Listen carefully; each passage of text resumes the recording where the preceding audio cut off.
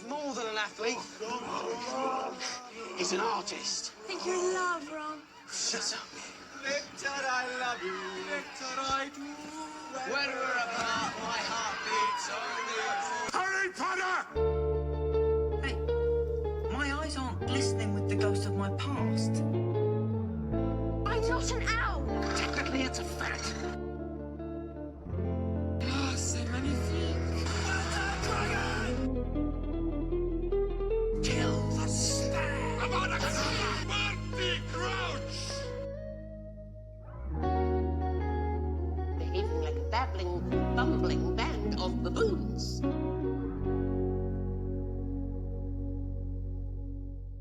Junior.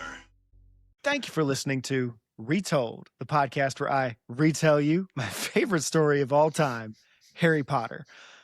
This week, we'll be covering chapters 31 and 32 of the Goblet of Fire, but I never take this journey alone. I always have with me some very special guests, and with me this week, I have the hosts of Half-Blood Pod, William and Scott. Hi, guys. What's up, Barry? How's Good it to see you, Barry. going? Good. We're happy to be here. We've had 2 out of 3 podcasts with you, and now I guess this is 3 out of 4 weeks that we podcasted with you. So we feel like should we just join forces and just have one podcast? I don't know, like 3 Dude, out of 4. the more you will never be denied a podcasting request from me. I love podcasting with both of you. My listeners have hopefully gone over and listened to those episodes. If not, what are you doing, guys? It was a lot of fun. We did. It was a lot of fun. What were the 2 draft? We did a beast, magical Fantastic beast Beast. draft, fantastic beast. Wow. Sorry, guys. Fantastic It's a magical draft. beast. Same thing. And then we did a story draft where we talked about different extra like Harry Potter world stories. And I'm like, I loved that one so much. The ideas were amazing. Everybody's ideas except Hunter's. We'll make fun of it. You were very creative, Barry. I mean, this is your show, very so much you know so. your fans already like you, but like you were by far the most creative, coming up with like for live sure. action stuff, magazines, thank comic you. books. Like it was awesome. I still Yeah. think that, and I'm probably going to even like make a post about it just to talk more about it. I think the Triwizard Arena play is incredible. Not to pat myself on the back too much, but I think if they were to make that a thing, and listeners, if you don't know what an arena play is, think medieval times, but a Triwizard tournament version. All right, you get assigned your own school. There's a different winner each time. Oh, it could be amazing. Like, how is that not already in Universal? Yeah. Like a what I'm restaurant saying. in the park already. That's like an in-character experience where you pay $50 for a mince pie or something. You know. And did you see the Hogwarts Express experience that's been coming out soon? They're Maybe. listeners, if you haven't heard about it, one of the things they talked about the last Hogwarts Day, or going back to Hogwarts Day, was that they would be releasing this Hogwarts Express experience. I'm sad to hear that it's going to be in California, but it's basically a live play where you're in you are in a train, and the windows have screens on them. There's live actors coming through. Pretty sick. Going to be coming out soon. I guess I'll go to California finally. We'll see. Deal. But anyway, William and Scott, thank you for being on this podcast. Glad to be here. We've already done 2 episodes together. It was wonderful. Listeners, check out Half-Blood Pod. But before we continue, can you guys tell me a little bit about Half-Blood Pod? Yeah, we basically made Half-Blood Pod as the excuse that we finally had to do a podcast was we created a game, the much needed book only ultimate unofficial Heck Harry Potter yeah. trivia game.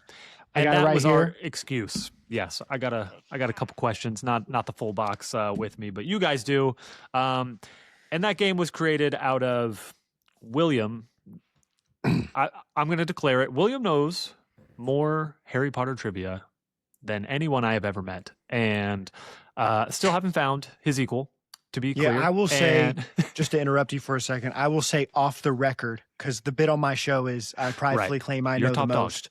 right. But off the record, I am in shock at the things William is able to remember. He has to have an eidetic memory or a photographic memory, one of the two. It's crazy some of the things that he's able to remember. So For this skill, yes. this is the one thing I've used up all my mana points for. Exactly. Mm-hmm.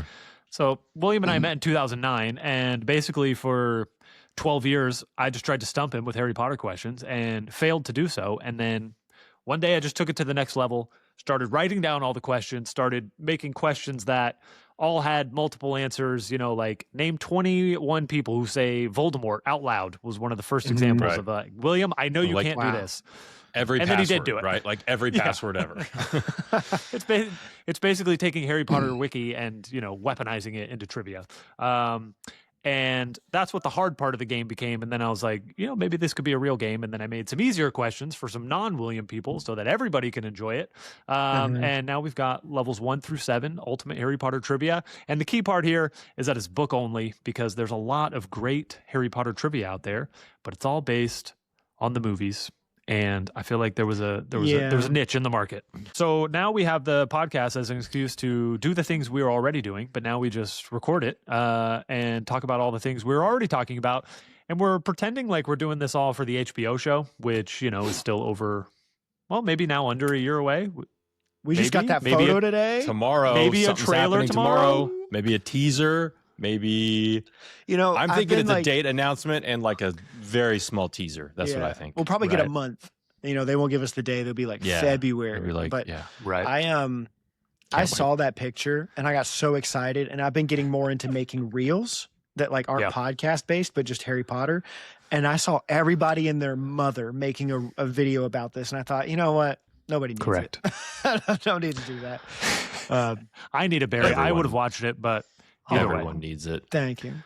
But yeah, so I love your podcast. It's so much fun. Listeners, you know that right now I'm going through the Harry Potter books chapter by chapter. But if you want to hear Beyond the Seven, that's one of their categories. Thank you. listeners, Thank you. Some other things that they get into so many extra parts about the Harry Potter world, not just the 7 books, and the, you know, theories and drafts. It's a whole lot of fun. So please check it out. Absolutely wonderful podcast. They're a really funny duo as well. And it's also just, I think the 2 highlights of the podcast, 2 best things. One is William answering all the questions flawlessly. And the other is Scott being mean to like what I assume is one of his only friends, just to really, really mean. You can see why there's not very many left. They've all been driven away. Yeah, but William feeds on that hate. Yeah. It makes me Makes him stronger. stronger. I'm trying to That's make him the right. best I'm like a Sith. trivia champion he can be. Now, the other thing I like to do every single time. Oh, and also, please, listeners, I need to plug this. The much needed book only ultimate unofficial Harry Potter trivia game. I bought it. You guys wrote a lovely note in Thank you, there Barry. for me. Thank you for the note. It was very kind. And it's a really fun game. It's sometimes I just pull it out, ask myself questions. I do have friends I could play it with, listeners. Okay. And we enjoy Congrats. it. So I know that Humble was brag. a really, It's a sick brag, man. thank you. Humble brag. But yeah, get it, listeners, please. It's so good. You'll it's the hardest questions you've ever heard from the Harry Potter universe. It's all about volume. And there's a lot. There's a lot. Now, moving on though to our and if they want to get the game though, where can they get it? They can get it on ultimateharrypottertrivia.com. If for some reason you have like TikTok dollars, you can buy it on TikTok, but it's more expensive on TikTok. But people, I don't know, have like fake dollars. I don't know how that works. So I've yeah, never heard of buy it on- TikTok dollars. I need don't to know get what a it is, but TikTok. all I know is I get paid the full amount, but they only paid, half price, and I don't care. I don't know. But it's more expensive on TikTok, so never buy on TikTok. ultimateharrypottertrivia.com. Very good. And one of the funnest things you could do that would make Scott so happy is to buy the game and find a problem with one of his questions and to write and email him about it. And just complain. We'll add it to the list. There's a list of like There's- 6 real mistakes and then 5 mistakes. Of like people have complained about this and they're wrong and I'm right, but I'll just let them complain a little bit. But there Let 'em are have their like I don't fun. know. Yeah. If you love to like actually be the Hermione in the room, like, yeah. Then Do this will it. just feed that even more. If you're the kind of person who would actually find the mistake, then you would love finding it. Please. But anyway, Please. moving on to our fandom IDs. So, Scott, William, what I ask every single guest that I have on this show is I ask them for their Hogwarts house, what their favorite book is, what their favorite Harry Potter movie is, and how they got into Harry Potter. So we can start with Scott, and then we'll move on to William. But take it away. In your face, William. My Hogwarts house is Hufflepuff. Very proud. I feel like I've hit Hufflepuff on a bunch of different fronts. As a kid, when the Pottermore quiz was like a little too easy and you could pretty much force it to be whatever you wanted, I forced myself to be Gryffindor, and I've repented of that and realized that a Hufflepuff is just a Gryffindor who doesn't have to suck the attention out of the room, and I'm a proud Hufflepuff. So very with strong the exception take. of Zachariah Smith, who's the Zachariah coward. Smith. Yes. Yeah. I was always like very same thing, in which I would force the test to make me a Hufflepuff, and I was scared of it if I were to take it honestly, what it would do to me, But I did take it honestly recently, and it still gave me Hufflepuff, and I thought, oh, thank goodness. And I even took extra Pottermore tests, like outside of Pottermore tests, and they still gave me Hufflepuff. Thank you. Congratulations. But true. And William, what house are you? I am Gryffindor. Proudly. I have no pride. I am a man without guile. Interesting. We'll see how that plays out during the Quizzitch section. Yeah, we'll see. I have a great strategy for that. You'll see. I can't wait. So yeah, my Harry Potter ID there. I mean, I was born in 1990, so Harry Potter is just like the perfect age for when I turned 11. It was coming out. That's when the movie came out. I had read the book before. It was just super popular, and when you're a kid, I like to read, and my parents put a book in front of me. I read it, loved it, and never stopped. And then you asked favorite movie. I don't have a favorite movie. I hate them all equally.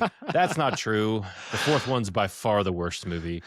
It's my favorite. The fourth one's by far the worst movie, and I guess favorite one. I feel like the first one sticks pretty close to what happens in the book. That's my positive take on the movies, is that the shorter they are, the better they are. And so, yeah, I like the first one the best. It's the shortest. The first one's long, and right? Is it long? Well, it's the shortest book, so it's the least amount to get as well. Yeah. So, I don't know. Yeah, it's tough. I'll dig that. Like if you told me like you have to watch one of the 8 movies, I would say, all right, I'll start with number 1, The Sorcerer's Stone. I'd go with that. I think the 5th one might be the shortest, which is weird because it's the longest book. It's the longest that book one, by a lot. I think I hated that one significantly less than average because it's my wife's the favorite. 4th one was terrible, and the 5th one I was like, well, they improved. So, Good call. So, but and hey, your favorite however people want to hear favorite book, Goblet of Fire. You already know. A perfect book for you to be on then. And Scott, what about the rest of yours? Yes. So also 1990, Harry Potter is just life for those born in the golden generation, 1990. And yeah, I read the first 3 Harry Potters with my dad. My mom bought them. Was like, hey, you guys should read these. And we probably read all those before. I know we read all those before the 4th one came out. And then from then on, it was, waiting and had to get 2 copies so my sister and I can read them at the same time. And, Get amazing, the CDs, blowing through, get everything. blowing through 4 through 7. And what was I going to say? My favorite book is Half-Blood Prince. If I could only read one book for the rest of my life, it would be book 7 because I would read the last 7 chapters forever. But wow, as a you know what's complete funny book, is not to cut you off, but like No. the second half of book 7, I've read the series, most of it probably 10, 15, maybe 20 times through. Who knows? Right. The last half of book 7, I've maybe gone through it 4 times because what I do is I read it and I go, by the time I get to book 7 and I get like halfway through, I go, I miss when they were young. I don't want it to end. And so I restart it. I restarted it. I don't finish it. I've done that That's crazy. several times. I know. And it's like, You sound like my wife when like they're kids. She's like, they're so much cuter. but then when I'm reading like books, when I get to book 3, I go, man, I want them to be older, you know, and then so I long for that part, but and it's just a vicious cycle. It's just a vicious cycle. It is. Yeah, we want everything everywhere all at once. Yeah. We can't. But then when I do do finally read it, you know, it's just wonderful. So. Exactly. That's crazy though. Only 4 times, you know, through the end. Right. I feel like I could read from the Battle of Hogwarts on every day and never be bored. I love every part of it. But I love the Half-Blood Prince the most, I think. It's so much Dumbledore time, so much Voldemort time, and those are the just most awesomest characters. So I love it. Good choice. And you shouted out movie 1 as your most tolerated? Yeah. I think movie 1 is number 1. We're watching movie 4 right now, and fortunately I haven't made it to the chapters we're going to cover here, so I won't have full ammo to make fun of it. But William just watched it with his kids; they couldn't handle it. I'm very proud to say that we've watched half of it, and my 6-year-old will not stop talking about. She just literally is just like on repeat saying, "That doesn't make sense. That doesn't make sense. That doesn't make sense." And she doesn't even know what doesn't make sense. She just knows it makes me happy, which is actually a little sad that I've kind of ruined her happiness, but I don't care. I was just thinking that. I was like, I think she just knows this is her dad's thing. Yeah. One of my kids the other day asked me, like, why do we hate the Lakers? And I was like, because we breathe. Like, what kind of question is that? like we're Amazing. Spurs fans. It was like, the Lakers are bad guys. That's all you need to know. Yeah. Amazing. I liked the Spurs for the longest time were my favorite team just because my dad told me that they should be my favorite Fundamentals. team. And you know, when Tim Duncan was still on, freaking Tony what was that? Manu. What was Tony's? Tony Parker. I wanted to be Tony Parker. Oh, I loved watching him play. I think my 2 favorite NBA players that I've ever got to just watch on a court, Tony Parker and Rajon Rondo. I loved watching Rondo play. Just his moves. I know. And from the Louisville fan. Though. He was probably a one and done, right? Yeah, I think so. I think he won a chip though. Perhaps. I don't remember. But anyway, so there's your fandom IDs. Yes. Just for funsies.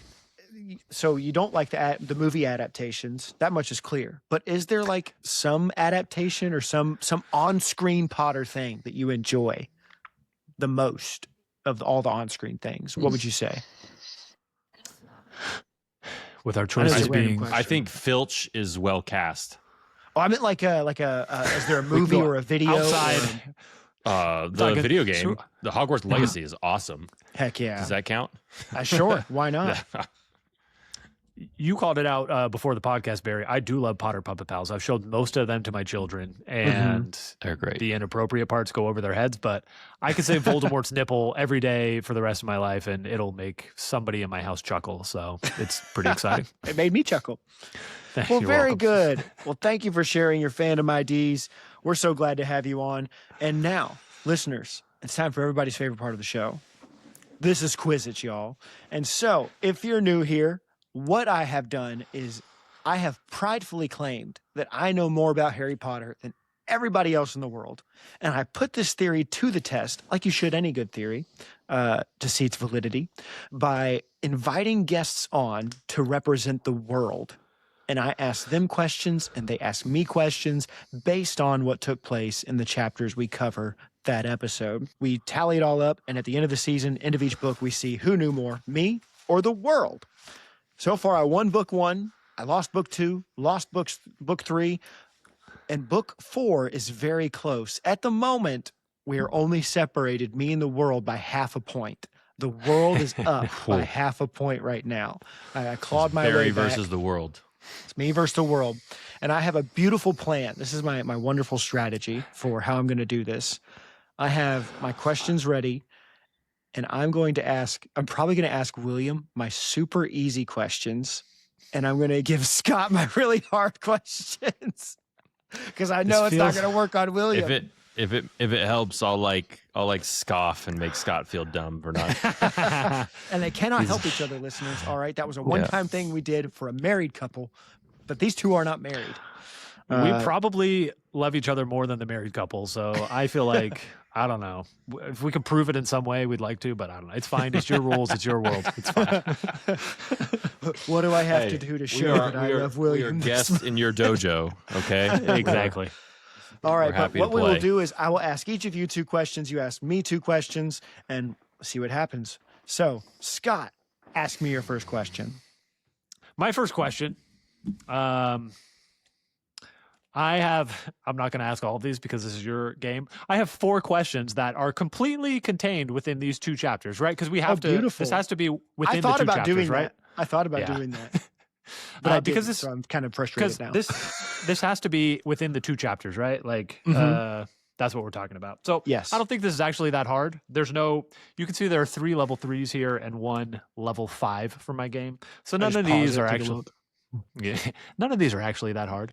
But this is the level 5, Barry, from the much needed book only ultimate unofficial Harry Potter trivia game. Name, and I can do it from both chapters, or are we starting on the first chapter? Sorry. It doesn't. They can be from both chapters. It doesn't Both have chapters to be from one of the. Just making sure.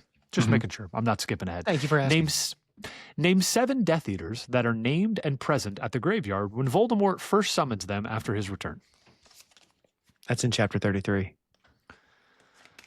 Oh crap! You're right. I knew that. Hold on. Throw that out. I knew that when I put it all together. Okay, we're going again. We're going down to level 3. So level 3 is like Harry. Level 3 is like Harry Potter, but like Yeah, but when you don't get it, you feel even worse. That's true. dang it, Barry. I'm sorry for reading level 5. Just That's okay. edit me I can out. still try to guess. We can have fun, you know. There are Self-loathing is Scott's superpower. It's what motivates him to be great, and he is That's a great. good point. I threw out another one. Is that the answer? Dang it. There are 2 questions that fall perfectly within these chapters.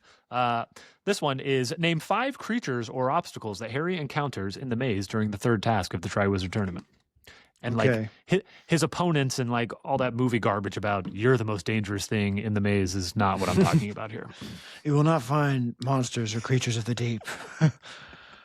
You might lose yourself along the way. Exactly. Not what All we're right. talking about. So there's the Sphinx. Yep. There's a spider. Yes. There's and do humans count? No humans. No humans. Okay. no crumb. No, we're not talking crumb. Okay. There is a boggart. Yes. There is the mist Correct. One more. and a scroot. And a blast-ended Scroot, a 10-footer. Congratulations, Barry. Woo! Heck yeah. Level 3 is not hard enough for you. I have another one that's not for my game, but I don't know if it's William's turn, but congratulations. You're at Thank least you, a thank level you. 3 on Well, UHPT. That's right. When I ran through it myself, I was able to do the level 4s pretty candid, like pretty easily. And then it was much great. more difficult after that. All right, Scott, your first question. Let's see. What did Victor Crumb inherit from his father, according to Harry's observations? His hooked nose. That's a good question. Ding, ding, ding, ding. That is correct. Ding, ding, ding, ding. Good that job. pause is crucial. That's that was good. All right, I thought you were William, gonna your say question. incorrect. My question for you, Barry: the Scroot that Harry battles, is it male or female? What a great question. It's a male. Yep. Good job. That's right, because it Has has a a stinger. stinger, Yep. not a sucker. All right, William, your question. Let's see. On what day does the 3rd task take place? On what? William is now day? reading the whole book in his head. Listeners, take a He is. moment. All right, you get a Very drink of keen. water. It distracts him. He will come back, but I think it takes like 15 hours to get to this point in the audiobook, maybe. I don't know. I'm trying to think. It's at dusk, June 24th. Is that your final answer? That is my final answer. Well, that's a good thing because that is correct. Ding, ding, ding, ding. One day before my sister's birthday. Aw. Ah, Very good. well done. Also, school sucks for them. They're in school. Like, it's good for Harry because he doesn't want to go home, but like school's way too long. I know they get like, what, a month off? I think that's it. Barely. You Scott, have a loving family. Not fun. I am ready. your question. Ready. Oh, For me. that I give to you. Yeah, Sorry, your I'm second smart. question. I know how to do things. I know how to do things. I'm not going to give you my level 3, but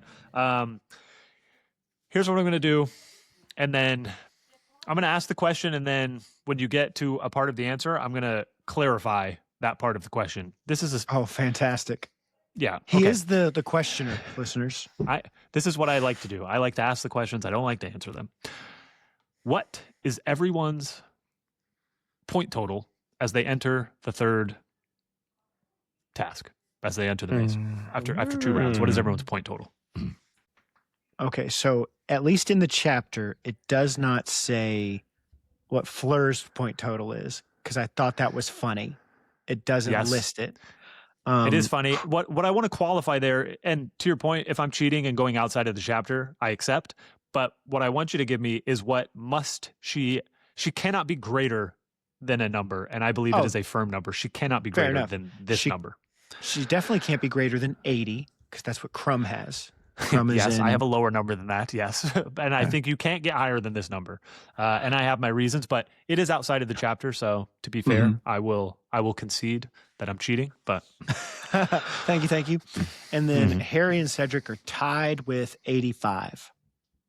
that's correct. Do you have anything for Sir Crumb?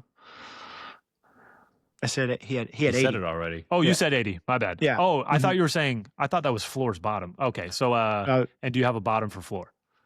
Sorry, I'm paying attention. I promise. I guess she can't be above 60.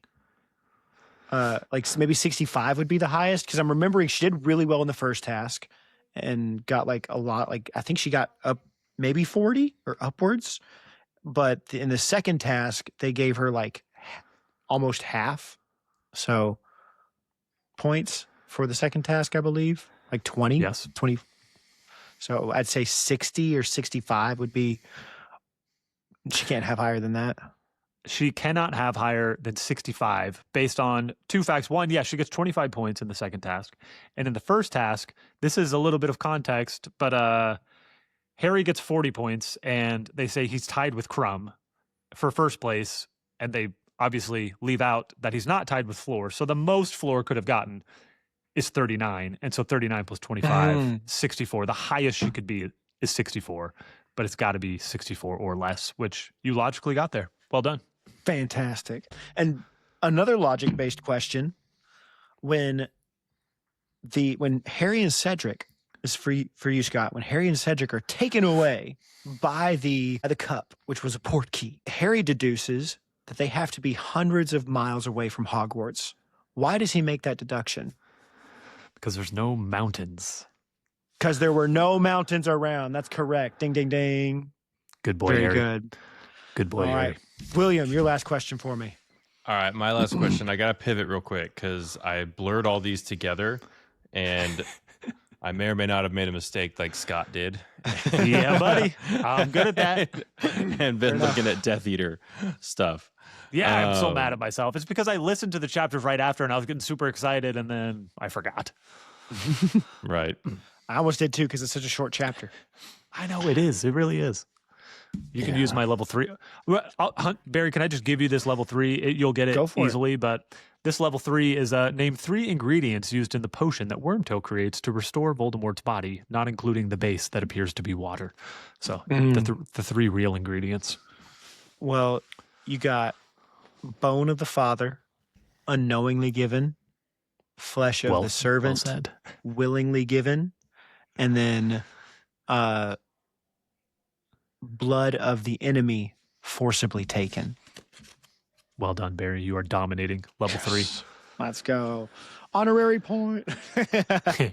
All right, I do have one. Hit me with it. All right. What is in the third task they're practicing? What is the spell that is giving Harry trouble that he's not quite yet figured out? The shield specific- charm. Yep, there you go. Good job. Protego. They don't say the word Protego, but it is the shield charm. I'm glad you mastered that. Yep. Very important one. Your question, William. What was the name Spray it of on the What was the name of the former caretaker that caught Molly and Arthur out late? Pullian Pringle. Ding, ding, ding, ding, Out till ding. 4 a.m, fornicating or whatever they were correct. doing. William, Correct. do you think of the Jason Concepcion joke there when you listen to that? Because every single time when they're like, he still has the marks, I think of Jason's joke where he's like, he still has the marks, and Pringle beat him pretty badly too. Like that's what he Forgot about that. This was on binge mode, like the Ringerverse podcast with Jason and Mallory Rubin, and they were Jason the first time I Concepcion listened and to a Harry Mallory Potter Rubin, podcast, and he was hilarious. He had a joke for everything, usually Yeah. inappropriate.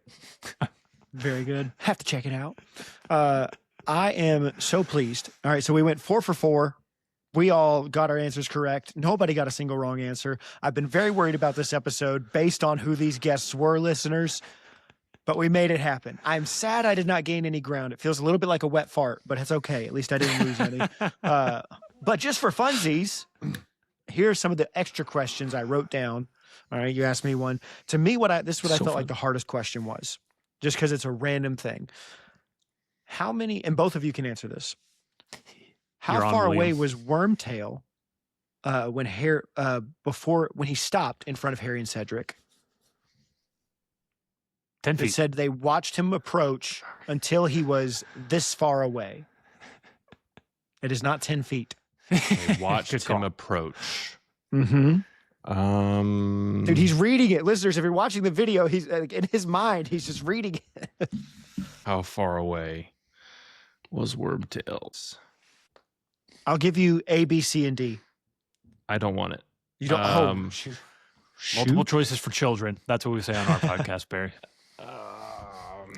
William, just let him come back to it. Let him just shout it out in the middle of the podcast. Yeah. And, you know, And then let's see. I'll look at my other questions though. There was, what type of tree is in the graveyard? ooh, a yew tree. That is that where his correct. wand was made? Yeah. Was his wand made from that tree? I was interested in that as well. I think because one of the questions you kind of asked me, I only had how many points did Crumb have as one of the questions, not everybody. Which But- is what I do. That's what you do. So now, listeners, that pretty much wraps up our Quizzitch section. I William's think it's gonna- 6 feet. I think it's 6. That is correct. Ding, ding, ding, ding, ding. 6 feet is correct. How does he do it, time. listeners? We don't know. We don't know. But given enough time and preparation, he's freaking Batman. All right. Scott hates that I compared myself to Batman. I know Barry doesn't. He said it multiple times now, or maybe it's Hunter. They both quote you talking about it, so it's catching. It's wearing on people. Well, like I said at the beginning, I am a man without guile. So I really thought you were about to say without God. Prideless. Like with that, I heard the G. I'm a man without. I'm like, whoa. All right. quite the opposite. I'm quite righteous. Hallelujah. Amen. Listeners, that wraps up our Quizzes section. Score stays the same. I'm still down by half a point. But before we move on to the chapter coverage, we got to ask you we got to give you the answer to your question last week. And your question last week was, which Death Eater murdered the McKinnons? When Harry's in the Pensieve, he hears about this. Which Death Eater was it that murdered the McKinnons? Scott and William, that's the only reason why I mentioned the McKinnons on your podcast, is because I just asked that question myself. And the answer is Travers. Travers was the one who killed them. If you got that answer right, congratulations. If you got it wrong, better luck next time. Next time R.I.P. being right now. Marlene. That's right. Next time being right now. Your question this week is, name the 2 names that Ron says to his mother that were, it's interesting. I'm going to say made up, but one of them isn't a made up name, at least, for his history of magic exam about 2 goblins. So which 2 That's a good goblin one. names did Ron attempt to say to his mother? More on that in the Golden Snitch Those are section. funny. That's called a hook. But if you want to answer that, write into theretoldpodcast@gmail.com or message me on Instagram at theretoldpodcast. And now we're going to be hopping into our chapter coverage. Listeners, if you've forgotten or if you're new here, how we do this is I will recap, hopefully in a fun and entertaining way, what happens in these 2 chapters. Scott and William are free to chime in as much as they want. They can let me ramble for as long as they want, not saying anything the whole time. That'd be weird, though. Just get on my phone and be like, Or they could interrupt me as much as they want, and they're not being rude. They're doing what I ask them to do, listeners. So we're looking forward to that. And then at the end of each section, each chapter coverage, I have bonus sections where we talk about our favorite lines, movie changes, and behind-the-scenes lore, little tids and bits. Do it all again for the next chapter. And then we have our restricted section at the end where we talk about all spoilers and stuff like that. Now, I will give this little notice before we begin. Listeners, Chapter 31 is massive. She's a big girl, Chapter 31. Chapter 32 is a little tiny dude. All right. So if you're listening to this episode and you think, wow, that took a long time. It's ironic because Bertha is in chapter 3. Well, no, she's not. No, she's Dang not. it. Don't worry. I'll edit that I'm out. skipping ahead. I just wanted to make a big Bertha joke, but I failed. Oh, well. But life goes on. We're probably going to have a lot to say about 31, but I do have some fun things about 32 as well. But anyway, Scott, William, are you guys ready to go? So ready. Let's go. Let's do it. All right. Chapter opens up and Harry's telling Ron and Hermione. It's interesting. The text says everything about the night before, but he doesn't talk about little Neville in there, although it does say it later. But anyway, he tells them everything about Dumbledore and the Pensieve, all that he learned through those different memories. And Hermione, I like this. She's just in the corner going, Rita Skeeter. Rita Skeeter. And Ron's like, I don't think this is the time to be talking about Rita. And she's like, I don't mean it like that. All right. I'm talking about freaking Ludo Bagman. All right. There was a connection there, I swear. She's like me when I tell jokes on the pod. There's a connection, I promise. But yeah, there's things that can make even your hair curl, which was a weird insult because Hermione already has very curly hair. But Ron says Fudge thinks that it was Maxime who attacked Crumb and Barty. And Harry says that's only because he's racist. I mean, because her carriage was right next to the crime scene. That's what I meant to say. If Ron wasn't friends with Hermione and Harry, like, is he just like Fudge? Is he just like no better than Fudge and just like a racist wizard who like can't move beyond these things? I feel like he might be. I don't know. No, I don't think so. If you think about his family, right? Like his dad and like all that stuff. Like I don't There's think bad eggs. I don't know. Listen, He's you a don't know bad about egg. I giants, Harry. Giants are really bad. Really bad in the I mean, Hagrid's all right because we know him. But that Maxine. I'm saying. I don't Like thi- we I already don't moved think- past this and Ron goes right back into, well, she's definitely got giant blood in her. Like, Mm-hmm. Well, cares? I think like he would. I don't know. I would say that Fudge is corrupted by power. Ron's not good enough to ever get power to corrupt him. With that. I've seen The Cursed Child. He doesn't go that far. Oh, it's not. good call. It's not Fair. canon, listeners. Don't worry.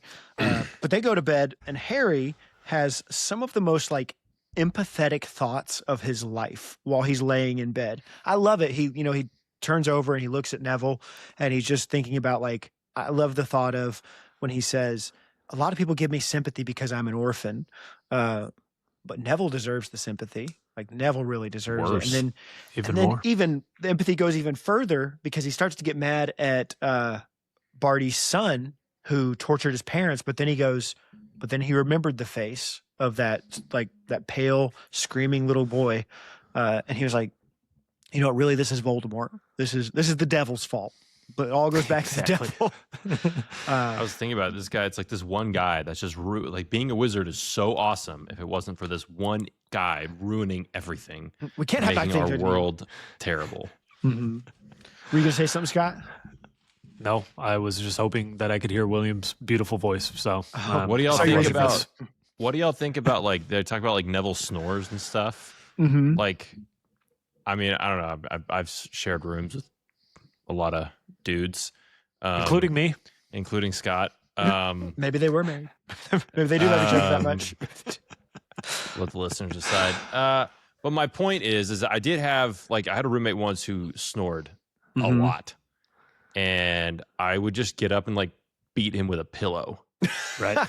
My siblings would beat me. They'd throw things at me. They'd pinch my nose. They'd smother me. Anything they could do to get me to stop and snoring. frankly, you deserved it. Like if you're gonna, I like, do. It's not Agreed. even your fault, but like, you Wake know, me like, up. yeah. Yeah, I don't typically snore. I think it's like once a month something will happen, and my wife says all she does is just like push me, and it stops. But I guess Harry slept with the Dursleys and in the same household, and I'm sure Vernon, his snores probably seep through the walls. Yeah. Ron slept with a ghoul banging. Like, Yeah. Mhm. Like Neville already was not like, he was the one who's partnerless when they're pairing up and all that stuff. Like if he's the This was snoring, why. They're like, if he's he the snores. snorer Yeah. in the room, chicken does in the not egg. help. Mhm, No. mhm.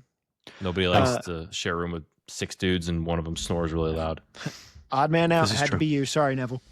But the next day, they're back to training. And I wrote, I really thought it was funny. I wrote LOL for when we're all Aurors. And what I meant by that was, I thought it was really funny. Ron says that line and he goes, this would be great Such for when a we're all loser. Aurors. And I was like, it's just funny to me because it harkens back to when they were talking to Moody and Ron was like craving for Moody to say he'd make a good Auror too. And Ron's like, I can be one. I can do it. He is so thirsty, this book. He does the same thing with Sirius, like Yeah, I trying to was saying one-up that. all of Hermione's theories. He is so thirsty, this He's book. like It's so annoying. creating Somebody like, approve of me. I get it. I was there.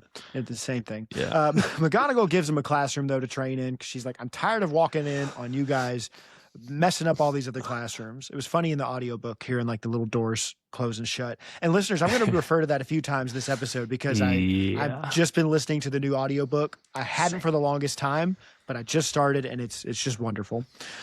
Same. But A+. Harry learns the impediment curse, the reducto curse, and he has a spot of bother with the Protego, but what's it called? I had it right in the Quizzitch section. Shield charm. The shield charm. That's right. Oh, and he also learns basically like to create Jack Sparrow's compass because it just point me and bam, he can go wherever he wants. Should we do this now or do this when he's in the maze? But like the cup is in the center of the maze. And surely he could go to the other side of the maze and then he'd be not pointing towards the center of the maze, right? Like surely that spell doesn't work the whole time. Am It's I wrong? magic. And it's only Magic. pointing north. That's all it does. Mhm. Yeah, and he's like, when he enters the maze, he's like, I know that I roughly need to go like, north, whatever, but then Harry's just circle. like a Roomba bumping into the corner of the maze the whole time, like the top left corner. Unless you can see out of the maze and then like have something like a mountain that is Yeah. like kind of like ground. Frodo. He did notice the mountains. He did notice going the to mountains. school in Utah, I guess. Yeah, I guess maybe. That's the only time I've ever known where I was directionally. Exactly. Is when I could look up at mountains in Utah and be like, that way's east, that way's west, Mountains are on the they're east. on north south. They'll find their way eventually. Malfoy's talking into his hand. Ron's like, what's he doing? And Hermione goes, silly Ron, walkie-talkies don't work on the Hogwarts ground. How many times I got to tell you? Harry's getting letters from Sirius that tell him to mind his business or to lock in, as the kids say these days. All right. He's like, Harry, you got to lock in on this task. It's really funny. I don't know if I'll edit this out or not, but my wife, when she nurses our newborn right now, if the child falls off from nursing, she goes, come on, baby, lock in, focus on getting all you need. You can't cut Whatever that you got to out. do to get through it.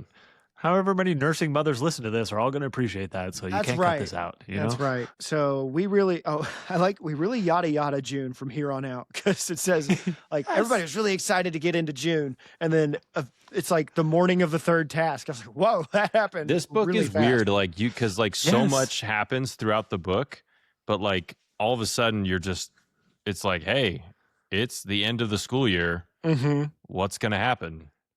Like Just like that. Yes. like I feel like And- the first task and the third task do that, where the chapters start not way before. The first task isn't way before, but like a lot happens before you get to the task. I don't know. They're both set up that way. Now, a potential Quizzitch question, but then I thought this is beneath them. They would know this too easily. Sirius sent Harry a good luck letter. Do you remember what it contained? That's right. They're doing muddy little paw prints. Yeah, So it's so cute. cute. Folded piece of parchment. My kids thought that was adorable.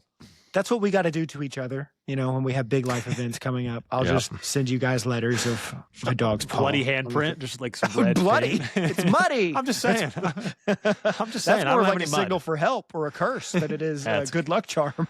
It's a good call. But yeah, we yada yada it. Hermione gets the Daily Prophet, and I write down Slytherin stink because she's trying to hide it from Harry, and I hate all the Slytherins on the Like, I really just don't get at this point Malfoy making fun of Harry the way that he does, because at every single juncture he gets owned by Harry.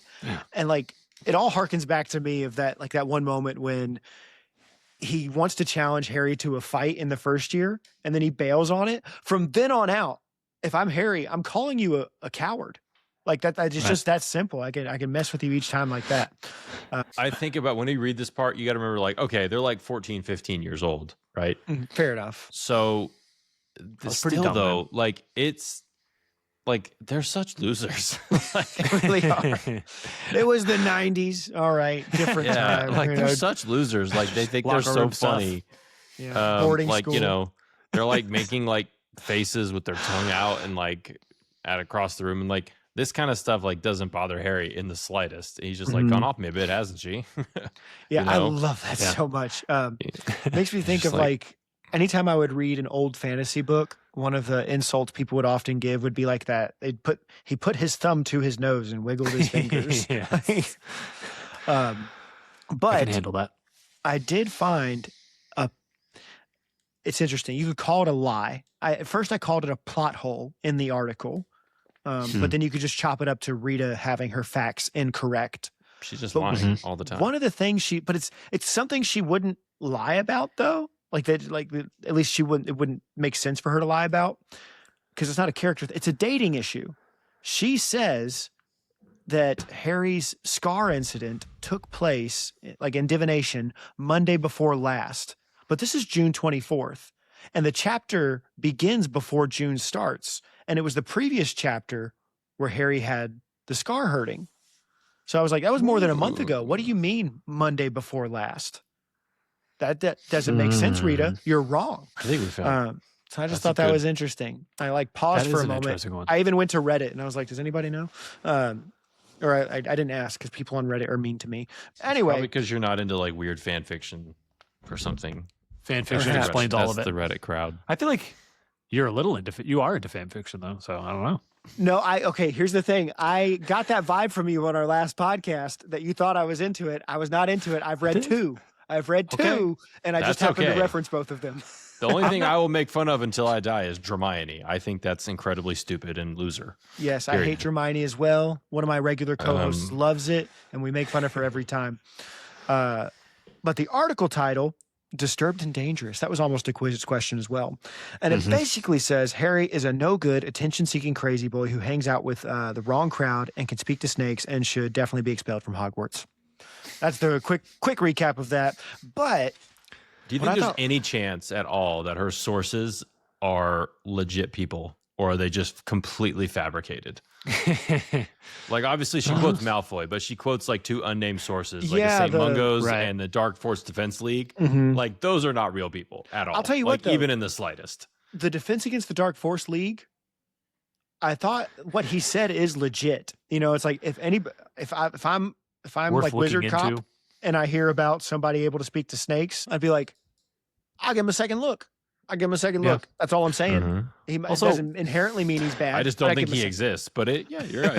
It's not terrible advice. Wasn't Yeah. wasn't Lockhart a part of that group? And so is that group Dark That's what totally, my note was. Is that Lockhart? Like, did she go to Lockhart in St. Mungo's? It's That's the same good. person. That's Like, who good. says It's the both same. things? it's the same source. I love that. Lockhart.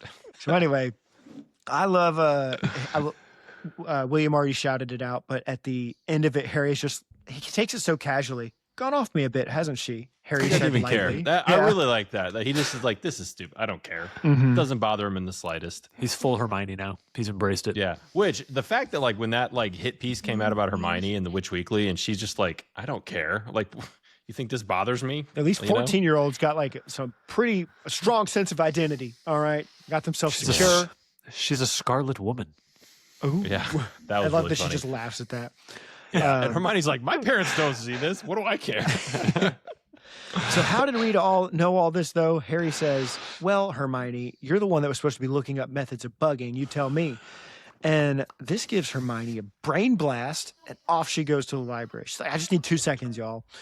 McGonagall comes up, gives Harry a little spook. He's like, Harry, you got to go do something for the Tri-Wizard tournament. He's like, I thought it was this evening. I know that. you got to go see your family, or see the families, is what she says. The families have come to speak and hang out with you guys. He's like, the Dursleys ain't making it up here. Ron leaves, and Harry's going to go to the library as well. But Cedric pops his head out of the side chamber and says, Harry, they're waiting for you. And this moment right here, it was so amazing in the audiobook. It was like a happy moment in a sitcom.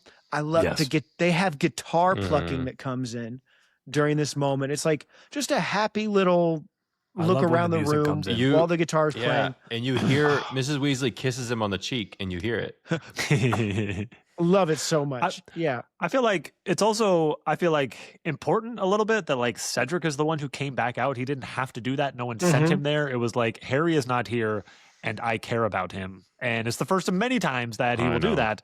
But it matters that it was him, I feel like, a lot. And I know there's another thing that's about to come. I can let Barry continue on. But the next part, I want to talk about Cedric's dad.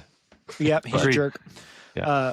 I thought Fleur caught a stray because Harry walks by and just says she was jabbering in French to her mom. I was like, dang. Rapid Bulgarian for the crumbs.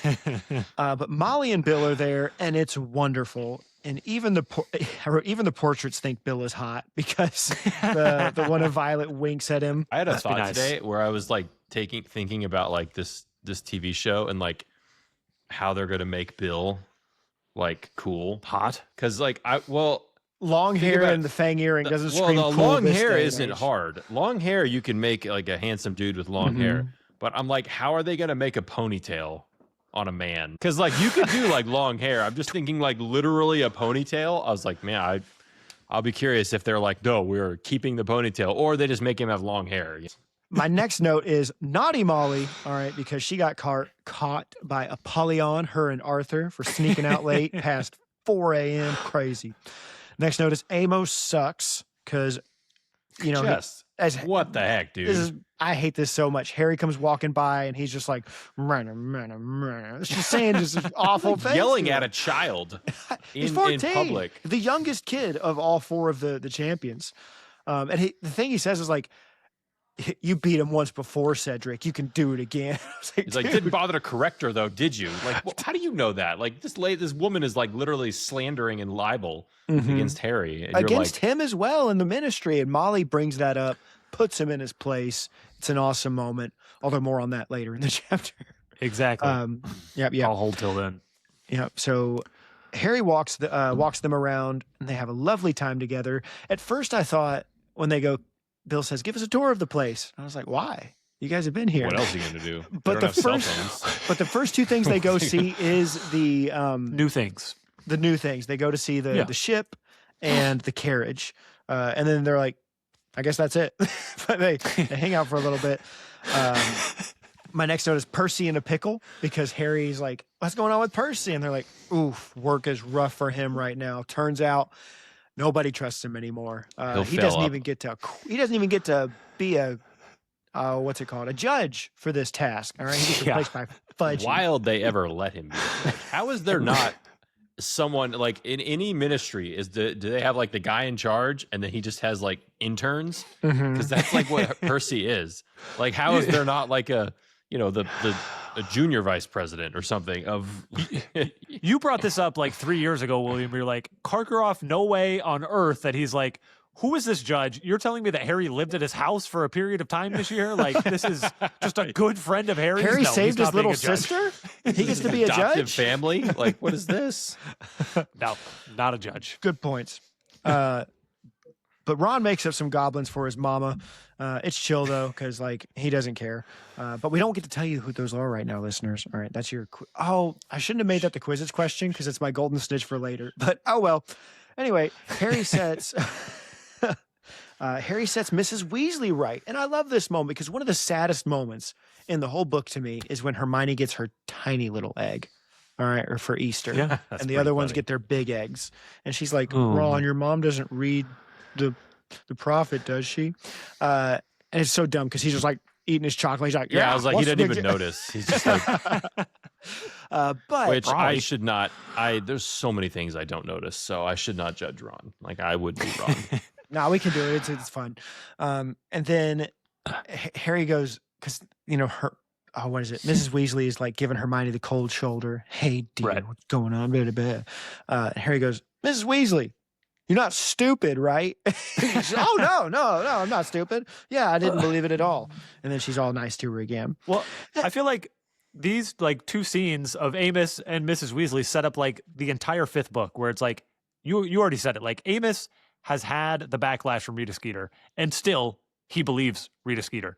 And Mrs. Weasley literally just told someone off for believing Rita Skeeter, and she believes Rita Skeeter, which is the entire like it's the parting of the ways. Like it sets up that is the whole setup of the parting of the ways right to there. me, Like it goes to show how much more like info and transparency needs to take place at Hogwarts between students and their parents.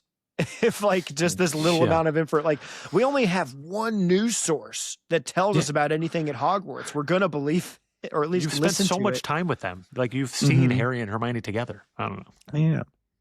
So we fast forward to dinner time in the Great Hall. I wrote down, Well- did Fudge interrogate Maxine? I thought that was it. Or what were you going to say? I was just gonna say, well, then they go on another long walk, and like Harry spends like the day where he's like basically in a race in a maze. He spends like 8 hours of his day just walking, and I was like, maybe he should have that's a good rested his point. legs a little. Maybe he wouldn't have turned his ankle later on. But anyways, like it's literally just walking the entire day. Anyways, this Maybe is they a like very walk good through the question. corridors, and I have then thoughts. hang out in the I have some common room. thoughts. Classic. Did William freeze But- for you too? Dang it, yes he did. William, come back. He's not. He'll come back and say, "I'm not even on Wi-Fi. I'm plugged directly in." Blah Plugged blah blah. directly in. I make my That's own our- tables. I do want to talk about this Maxime Fudge scenario though. Yeah, because This is it very looked like interesting. she it said she had red eyes, and Fudge was looking really stern, and Hagrid's over there taking a peep. But yeah, I thought the only thing that makes sense is that Fudge would have like interrogated her beforehand. That's why she would be so upset. Agreed. Or he said something cold and mean and like I don't know. But it's weird that they're sitting Oh, next to each yeah. other. I don't know. I'm curious if William has thoughts. Who's thought more about Harry Potter than anyone I know. William's back. My Chrome just crashed just like it did yesterday, Scott. I have no idea what the heck's happening. No more Chrome. I gotta use Safari or something. I would use Firefox, but this doesn't work with Firefox.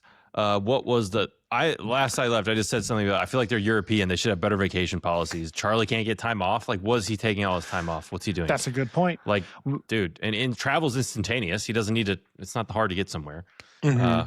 Anyway, what was your thing, Scott? We had just moved on to Maxime and her being interrogated by Fudge or something happening. It was We're not a sure. Fight with but- Hagrid. Yeah. Oh, you think it was a fight with Hagrid? Yeah, and for not sure. Fudge? They're like looking down at each other. Well, the reason I think it's Fudge is because Harry's like Fudge doesn't look as like happy as normal. He looks stern. So like Fudge's facial expression is referenced as well. Is and Fudge just stern? And to me, it Go ahead. was Keep going. Hagrid was looking over because he's like, why is she upset? That was my read on the situation.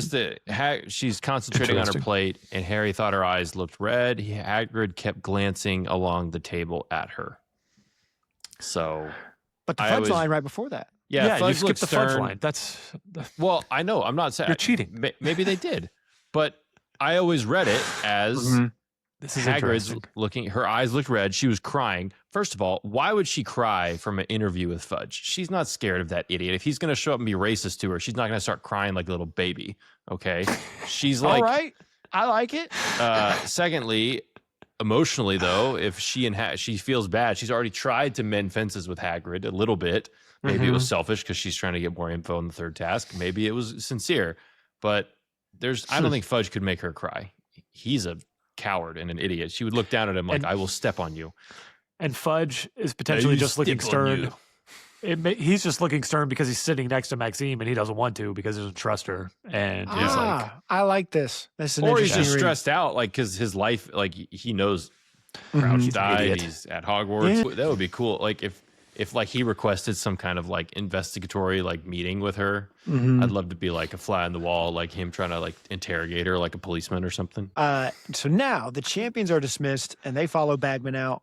I wrote down, I'm happy for Harry because he actually feels prepared for once, right? Most of the time, True. he's not always like, you know what? I actually studied for this one. I think I'm good to go. 5 minutes later, the stands fill with everybody else. Hagrid, McGonagall, Moody, and Flitwick are the patrol people. They come up. They're like, don't worry if something bad goes down. Just send up send up red sparks. That was almost a Quizzitch question as well. If you could have named all of the patrol agents. How that's easy a would good it one. be to like get killed by a Scroot and not put up sparks? Yeah. Like, what is Oh, Flitwick gonna shoot. do? Like, Charge point. through 20-foot hedges, be there he can't instantly. see. I don't know. oh. Getting stabbed through by a giant stinger would put an end to you rather quickly.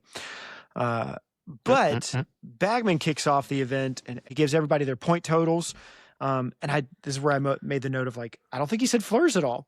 And also, did only the Weasleys and Hermione applaud for Fleur? Because it said like, it mentioned how there was a cheer for each person, but after Fleur, it doesn't say anything. It just says that Harry noticed the Weasleys and Hermione applauding politely. And I was like, did nobody, not even her people? Like, was it just like an I took awkward that just- as yeah, I took that as even the Weasleys and Hermione were like, They're okay, just, we respect Fleur.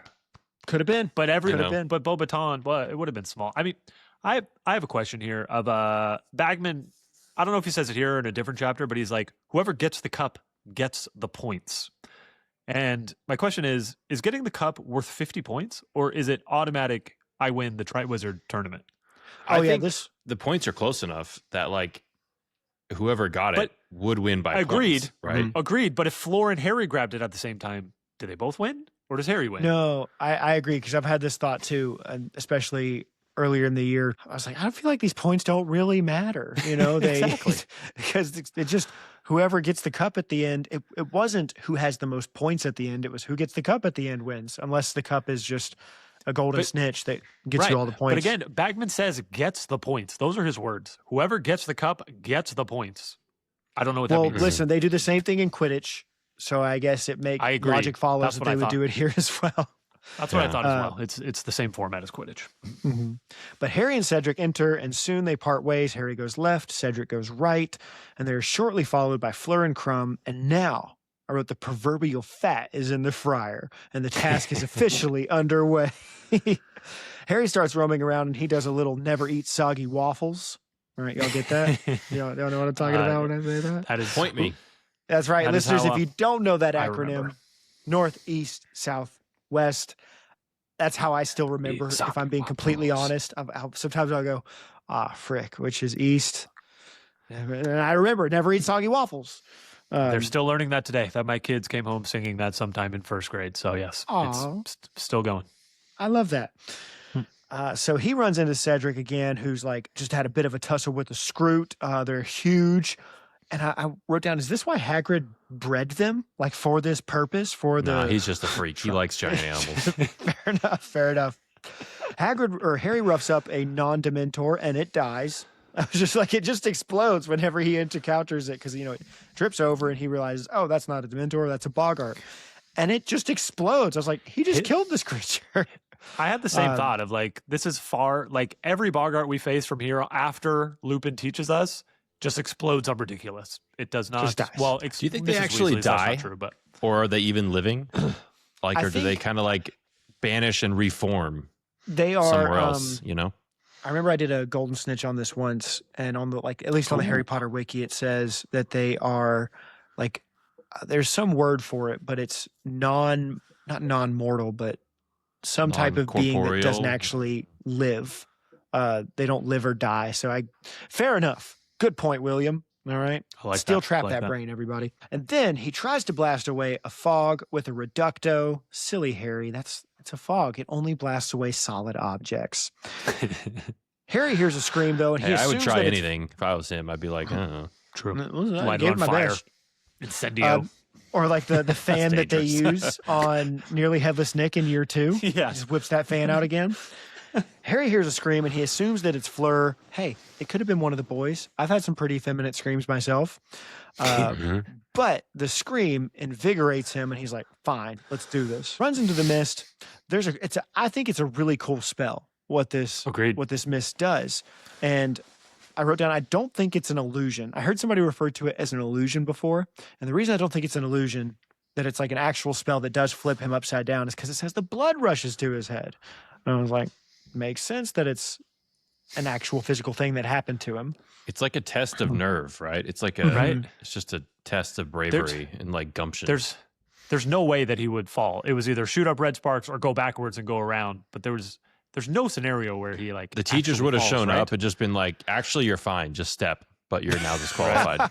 Yeah. Like, oh, that's funny. Exactly. Like somebody in the water just like drown. I'm drowning. Do you think Stand like up. when the teachers Stand look up. at him though, like I guess this would make it an illusion, but I'm imagining like when the teachers, if they had to go rescue him, he would just be like frozen, like right side up to their view, and they'd be like, Probably. the I feel mist like it got would ya." be, but gravity for him has flipped, but Yeah. he is still standing on the ground, right? Like Mhm. he would just look normal, I assume, but I don't know. This is like he's like sitting there like this, and they're like, get, like- "You're fine, dude." Why are his we get glasses nothing like falling this. upward? Yeah, But very fun. so it's a cool spell. Blood rush to his head. He says, "Do or die," and so he do, and he moves forward. And I liked the note where it said that the mist was twinkling innocently behind him. And Harry has this thought. He's like, "I gotta save Fleur, but also one champion down." All right, dark. listen. I've heard people say what a jerk, but also what a relatable thought. You know, it makes sense Exactly. that that's a thing that goes through. He's trying to save her people. All right, he's not This a is- jerk. I know. It's funny is as why this we goes love- along. You're just like he doesn't really care if he wins. Like he wants to win, but he be just wants over. it over. Exactly. Like he says love that at that the beginning. note He's just like, earlier, yeah. he's like, it's gonna be over. He's just like, finally, you know, he's One not way or like another. like he really wants to win at Quidditch. Like it matters like more than anything. True. This he's not. Like he's trying, but Yeah. he'd rather it be over. Mhm. So we have a Scroot incident up next. All right. And Harry, you got to hit it soft underbelly, you know, because it bounces off before. But finally, he gets underneath him, hits him with a little, I think it's, impedimenta. That's what he hits him with. So he gets away, starts running. And at one point, he hears Cedric dropping HE double hockey sticks next to him in the maze. And that's Embarrassing. almost as bad as what follows it, you know, with Crumb saying Crucio. But Crucio's not a curse word, so what are you doing? Unforgivable word. So Harry, gonna find a way, Potter says, all right, if there's no path, I'll freaking bust a way through. And he just, like, you could have done this the whole time. Just, Exactly. Bursting through. Reducto straight to the middle. have you guys ever heard of Mashal? Nope. So my wife and I, we enjoy anime. And Mhm. there's a TV show, there's an anime called Mashal, and it's basically a Harry Potter spoof.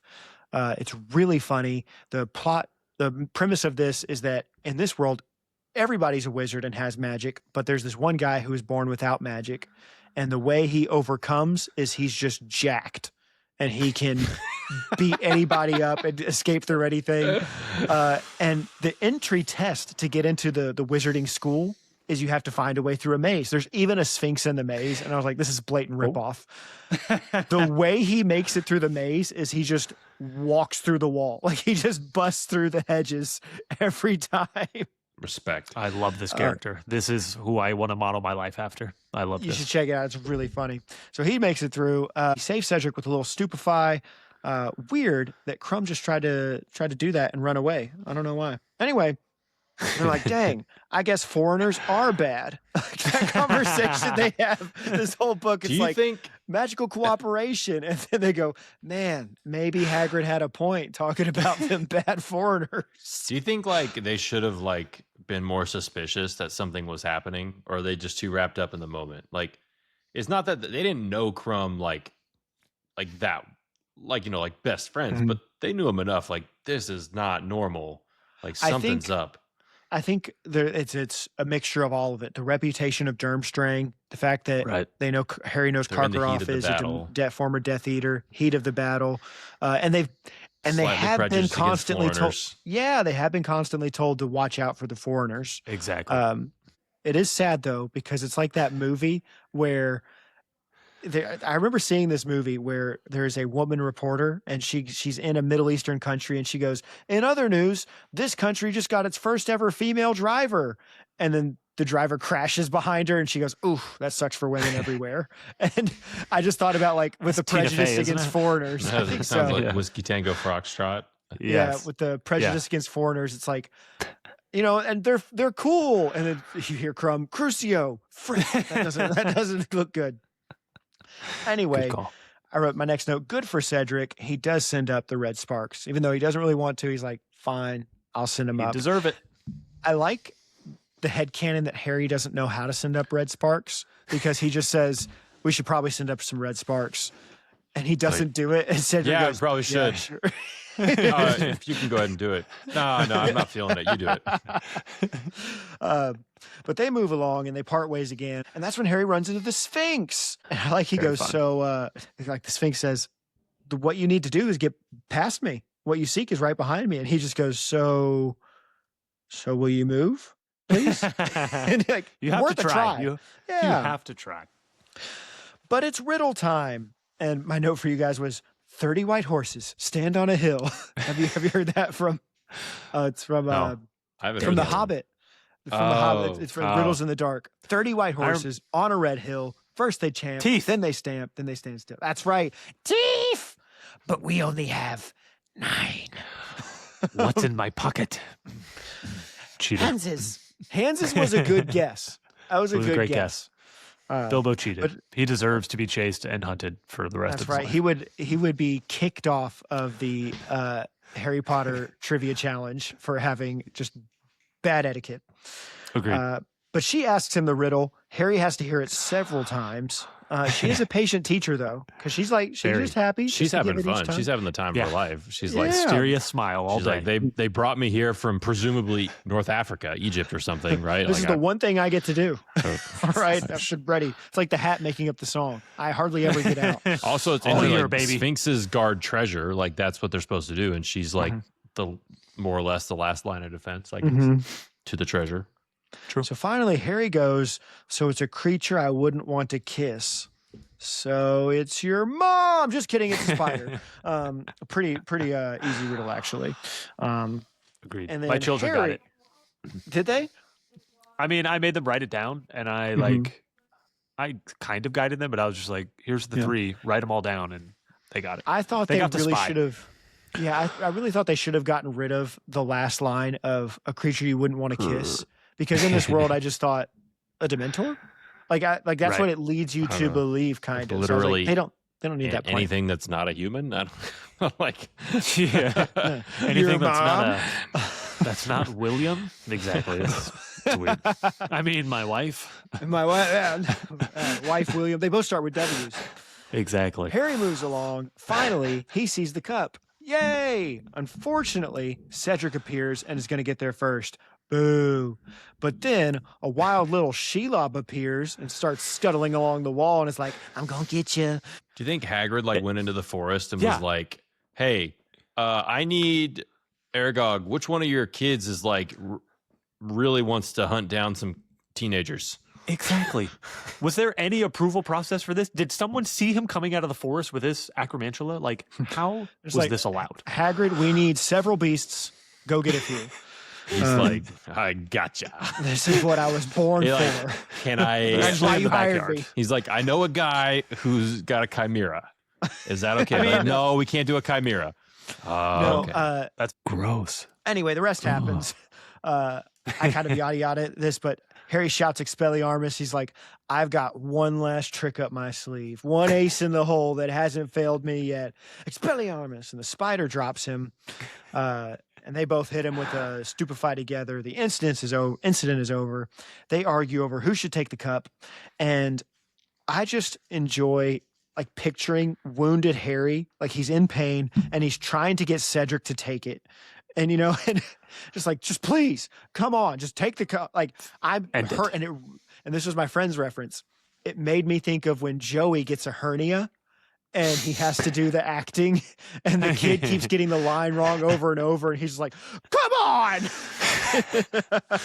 I feel like the audiobook does a great job. Like Harry is in pain and like panting and yelling, and it's really good in the new audiobook. Yeah, it is. Harry also trashes Hufflepuff here, saying this is the kind of glory that Hufflepuff They're losers. hasn't gotten Hundreds in of centuries. years. And it's like, Harry, shut your mouth. They beat you already. All right, they've already got their glory, so you're just wrong. Seems And one of the things traumatic. I like to point out, Hufflepuff, the No only rings, though. Quidditch No team rings. to beat Harry's team to beat Gryffindor multiple times during Harry's time at Hogwarts. The only one that does. The only one that does. I think this is going back a long time, but I think when the Giants beat the Patriots for the second time, the Washington former Redskins, whatever they were at the Redskins at the time. Scott, who's a Washington fan, was like, "Yeah, DC? but they didn't beat us because they lost to y'all twice that year." He's like, "So who's the real champion?" That's what you're doing with Hufflepuff's Quidditch Ipso team. facto, You're like, "Hey, Hufflepuff's Quidditch team." Like, "Hey, I mean, like whoever the Seahawks lost to this year." You're like, "Yeah, but who really won?" But they grab. Oh, and I just love the conclusion of Cedric's refusing. Says he has his arms folded. Harry even like pictures what it would be like to win, and I love just when he paints the picture and says like, "We both win together. It's still a Hogwarts victory." I love like the Cedric going, "Yeah, that is a good idea. Let's do it." And he takes Harry with him, carries him over. They grab the cup to get together and they get whisked away. And that's the end of the chapter. Yay! Now, listeners, this is the part of the episode where we move on to our favorite lines, moments in the chapter that stood out the most to us, wording, cool phrases, funny things, all that good stuff. I've got a few. I know these boys have a few, so I'll get it kicked off and we can just take turns going around till we run out of our favorite lines. My first one, I'm not going to say this whole thing, but the moment when he's talking about Neville at the beginning of the chapter, he often got sympathy from strangers for being an orphan. But as he listened to Neville's snores, he thought that Neville deserved it more than he did. And then it goes on to talk about the anger he feels. And I love this one at the end of it. He understood how they had felt. Then he remembered the milk-white face of the screaming boy and realized with a jolt that he had died a year later. Like, Harry's empathy off the charts in this moment. Good stuff. So that's my first favorite line. Order on my screen. I got Scott next to me. So Scott, you go. I already talked about it and I forgot that I should save some stuff for favorite lines. But when Molly says, Amos, that Rita Skeeter just spreads discord. That's not the exact word she uses. And again, he deals in naught but lies. Like, and then again, she literally is caught in that lie 5 seconds later. Again, it's the entire fifth book. It's everything that Harry's going to deal with starting in chapter 1 and starting in Parting of the Ways. And I paused to set that up for my children as we were reading this last week of all right, guys, 3 things are happening. Rita Skeeter's writing lies. People are believing it. Cornelius Fudge is racist, and all that's going to come together. And I just need you guys to be thinking about that. You're just like the dude in the movie when it just pause. Now, if you know in the behind the scenes, exactly. That's exactly what I'm doing. I feel like my children are just a little bit too young to be reading. So Viggo Mortensen actually broke his toe. Yeah, I knew it. That is the number one. But they kept filming every time. But they got to know these things, and a 6-year-old's not going to pick up on this. So I'm forcing her to pick up on it. You will learn. You will learn Harry Potter. That's parenting. That's right. William, what's your favorite? One of your favorite lines? I don't know about favorite because it's very dark, but that counts too. It's always stuck out. In context, it's funny. The one part really makes me laugh. Robe me, robe me. Well, that's next chapter, right? Nate. Oh yeah, I'm sorry. I'm just thinking about the whole. I have a lot from that chapter. General. That's where I wrote all the thing in ones general down. For as short as it is, it's nothing but a giant favorite line. The writing is off the charts. Yeah, so there's a whole bunch of stuff. I do at the beginning of the chapter. I really like. You talked about it briefly, the Rita Skeeter thing, Hermione, just she is so locked in and just she hates that woman so much, and just that always makes me laugh. So I'll say that part. Is there any problem Rita Hermione can't Skeeter. solve if she just thinks about it long enough? I'm not sure there is. Pretty much. Also, is it insane that Rita tells all the Slytherins her greatest secret that they could blackmail her with at any second? That's a good point because they're ones to turn on people quickly. So, okay, Rita, pay me 1,000 galleons a year for the rest of your life. Or that's I'm funny. telling I had everyone. never considered that. That's a good point. That's a good point. Clearly, I'm more Slytherin than Hufflepuff, but anyways. Slitherpuff. One of my favorite lines. I love this so much. this is so when Harry sees that it's the Weasleys that are waiting for him in the side room. This is really nice of you, Harry muttered to Mrs. Weasley. I thought for a moment the Dursleys. Said Mrs. Weasley, pursing her lips. She had always refrained from criticizing the Dursleys in front of Harry, but her eyes flashed every time they were mentioned. Harry's so like modest. He should just be like telling her, they hate me. Like I am like an attention seeking loser, and I would be like spinning my sad tale so people feel bad for me. You know what I mean? I'd be like, no, Mrs. Weasley, they hate me. They hope I die. Oh, you know? And then she'd be like, oh, you feel bad? I'd be like, yes, now can I have dessert? Scott, did you have another? Yes. What I actually wrote down is really that final scene of Cedric and Harry debating, and you alluded to it, and it's Harry imagining the scene, but then it fades, and it's just Harry looking at Cedric.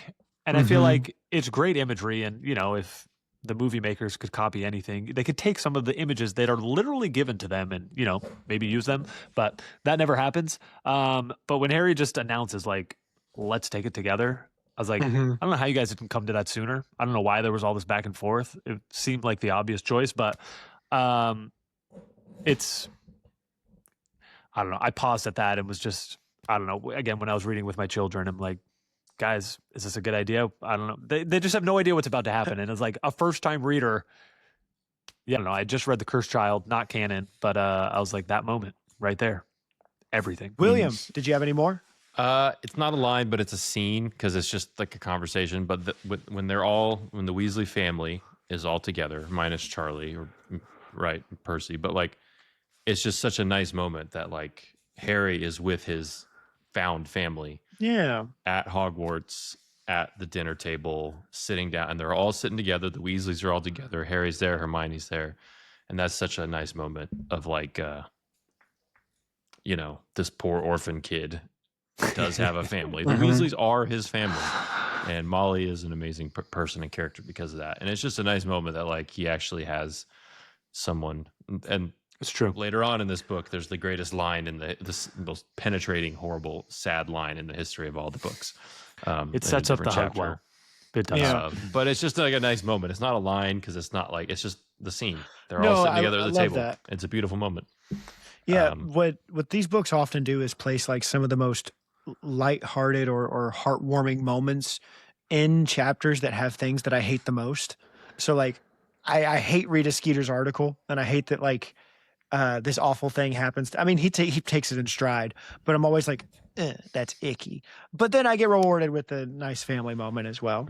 Yeah, he says it's like as though they were back at the Burrow. He forgets about the evening's task. He's just like, yeah, that's what it's like to have a family that doesn't hate you. And then my last favorite line for this chapter, when Harry's answering the riddle, a person in disguise, Harry muttered, staring at her, who lies. That'd be an imposter. No, that's not my guess. I didn't mean it as the answer. It's the first part you were talking about. So, that's a good crossroads. Nothing intelligent, but funny.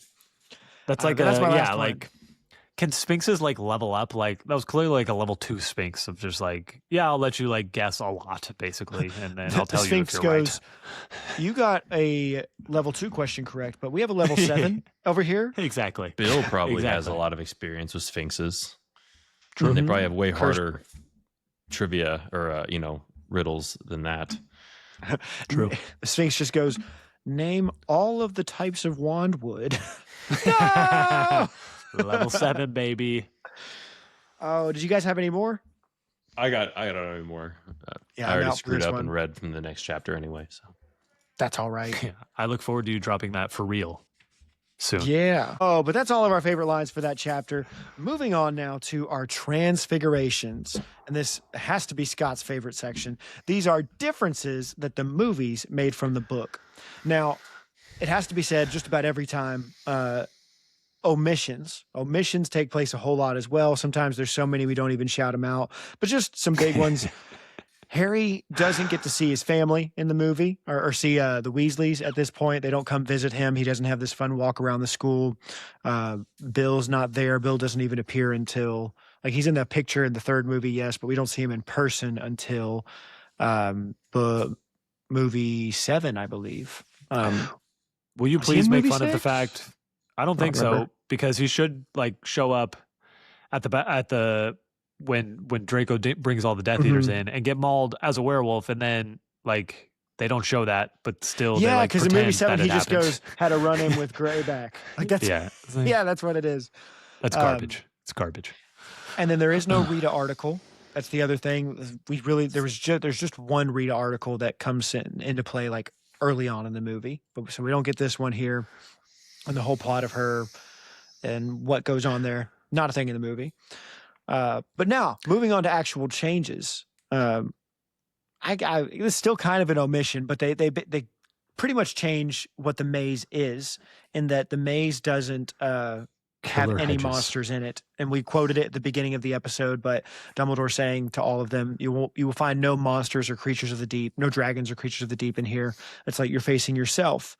I will say, a movie change that I did like is that the maze moves, and that's cool. I like that the maze shifts around. Another movie change, they don't do sparks for Crumb in the movie. So in the incident when Let him die. they have the altercation with Crumb, Harry doesn't, bust through the maze or the side of the wall at all. He just like walks around the corner and he's like, oh shoot, there they are. He's in the middle of them. Cedric doesn't actually get tortured with the Cruciatus curse. He actually handles Crumb by himself. He doesn't need Harry's help in the movie. So he handles him, and then Cedric is actually like, looks like he wants to really hurt Crumb, and Harry's like, no, he's bewitched, Cedric. He's bewitched, and he has to pull him off. And then they don't send up sparks for him at all. They just leave him there, which is interesting because the other change is that Harry does find Fleur in the movie, and he sends up sparks for her. Whereas in the book, he doesn't find it. I don't think anybody finds Fleur. I guess it's implied that maybe Cedric found her, potentially, but They just get eaten by the hedges, right? They just like get gobbled up. she's about to be. Yeah, she's like getting dragged underneath. She doesn't get and- all the way, but we can assume Crumb gets eaten by a hedge. I guess so. Pretty And exciting. then the last one I have for this chapter is that there's more of a scuffle at the end. Like, so Yeah, in they're the like movie- fighting to get to it, and it's Yeah, there is no Stupid. spider that appears. Harry and Cedric are like pushing each other out of the way, and Cedric ends up getting tripped by the maze itself. Like the vines come out and grab him, and Harry has that like horror movie moment, Sam Raimi type directing, where he's just like turns back around. Listeners obviously didn't see that, but he turns around and is like, "Yeah, fine, I'll save you." Reducto uses that spell there, and that's all the transfigurations I have. Weak. Yeah. Anything that's worth saying has been said there. There's plenty of other stuff you could shout out, but there we go. So now moving on to our golden snitches. And these are behind the scenes, little lore tids and bits, things I like to point out that you might not have caught if you're a casual reader or something. So the first one, Apollyon Pringle. That name is dropped. Somebody remembered that name in the Quizzitch section. Shout out Willie. Sorry, you never said I could call you Willie. Apollyon Some of Pringle was, everyone. was the caretaker at Hogwarts School of Witchcraft and Wizardry during the 1960s, preceding Argus Filch. It's interesting. So they get a lot of lore for these characters from Hogwarts Mystery. A lot of it comes through Yes. there. And so, like here, it mentions it's possible he could have been a squib like Filch, but he was the caretaker at Hogwarts for when Arthur and Molly were there. That's already said. But etymology, or wait, no, actually, this is cool. During his time, Hogwarts allowed the use of corporal punishment on students, something for which Lucius Malfoy, who was a student at the time, respected him for. I wonder if that where does it say that? Oh, that's in Hogwarts Mystery. That's funny though. And because Molly even mentioned that Arthur still had the marks. Yes. Etymology for the name Apollyon. Apollyon is the Greek name for Abaddon, the spiritual being named as the destroyer in apocalyptic theology. And that's fun. Moving on to the next one. All right, so here, Barry, go I ahead. have a question. And I asked because when I go to Harry Potter Wiki, there's so much Harry Potter mystery stuff in there. One, have you played it? Two, is it worth playing? Because I feel like it's treated by canon. It's treated like canon in the wizarding world. And like, I don't know anything about it. I started it. me either. I started it, and then I'm just not much of one for phone games, so I didn't continue it. Same. However, potentially at this point, my most often reoccurring guest, we are about to start our Patreon for the pod. All right. We feel like we can finally do that. And we're debating whether we want to retell Hogwarts Mystery or Hogwarts Legacy and going through what happens in one of those. So I'll listen to both. I might have and more then- answers for you. Yeah, I'll listen to both and either one and learn everything I need to because Thank I you. can't finish Hogwarts Legacy and I won't play Hogwarts Mystery. So I also want to do like a Let's Play of Hogwarts Legacy. That game's so fun. fun. But the next golden snitch, Og. Og was the gamekeeper at Hogwarts School of Witchcraft and Wizardry during Arthur's time as well. After Rubeus Hagrid was expelled in 1943, Albus convinced Armando to hire him. So Hagrid presumably served as Og's assistant before Og left the position and Hagrid was promoted. Because I think he still lived at Hogwarts even after he got expelled. Right. And if you could believe it, that's all that's said about him on the wiki. Give us more. Yeah, I got just a few more. So, I'm giving it away, listeners. You get a free free Quizzitch answers this week. But Bodrod the Bearded is the first person that Ron mentions as a potential goblin on the thing. Now, this was interesting because he says you just make up names. They all sound like, and then he says these two names. Bodrod doesn't really have much to him. It says like he was a goblin rebel, but like it doesn't list its source. So it's like it could have just been just somebody saying what Ron said. Right. But not much there. However, Urg the Unclean does have lore. So Urg the Unclean from the 18th century was a goblin rebel who became notorious for having led goblin rebellions. At some point in his life, he was publicly dunked in a village pond by a group of young wizards. This event precipitated one of the bloody rebellions in which Urg himself was the dissident leader. For his role in the goblin rebellions, he was featured on one chocolate frog card. So he got a chocolate frog card. Cool. And I thought that was fun. As William and I have gone, beyond the 7, thank you for that shout out. It feels like, and I'd like to, really look at the Harry Potter wiki timeline, that there were basically gob rebellions for 500 straight years. And They're in like a tiny period of calm. Mm-hmm. They didn't know what else to really write. Like the warring states in China, I guess. This goes on forever. Yeah. We don't know what to do with this century. Throw in a goblin rebellion. Goblin rebellion, good century long. We could make a video game about this. Exactly. My next golden snitch, the Sphinx. The Sphinx was a magical beast native to Egypt. Sphinxes had the head of a human and the body of a lion. When the British Ministry of Magic began categorizing magical creatures, the Sphinx was placed in the beast category rather than the being category due to the violent tendencies they got when something they guarded was in danger. As we mentioned, they are known for their riddles. They're capable of human speech. But they also possessed superhuman strength, and especially in their brutally powerful claws. Big, meaty claws. Superhuman strength. That's an interesting term to give a non-human creature. Yeah.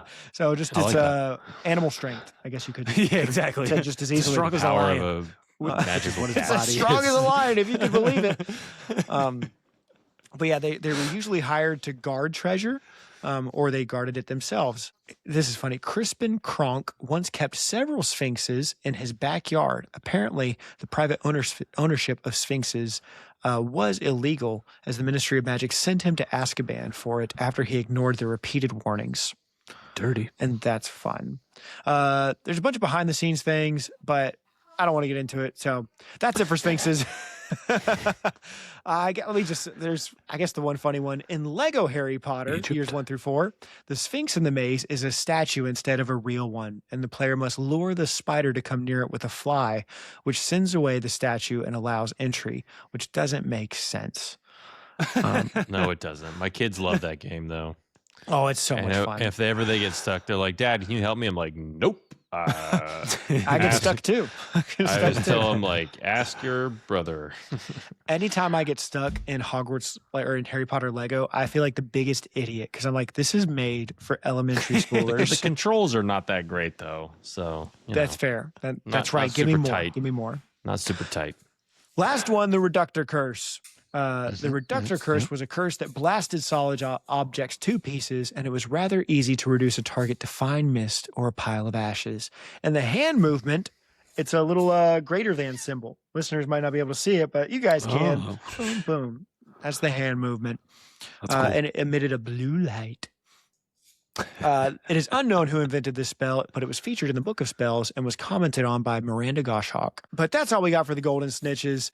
Moving on now to Chapter 32, Flesh, Blood, and Bone. Much shorter chapter, but this chapter, it has some of the most incredible writing like in the whole series. When I was taking notes on it, I'm looking at the index or the whatever you call it. What is that at the beginning? The chapter, that index or a contents? Look at the table of contents? Yeah, look at the table of contents. TOC. Like, wow, this is really short. Is there even going to be anything to talk about, really? But oh my goodness, we'll get to it. So anyway, turns out the cup is a port key, y'all, and it sends Harry and Cedric presumably hundreds of miles away. And why is that, Scott? Because he knows, because the mountains are gone. The mountains are gone. We're not in Utah anymore.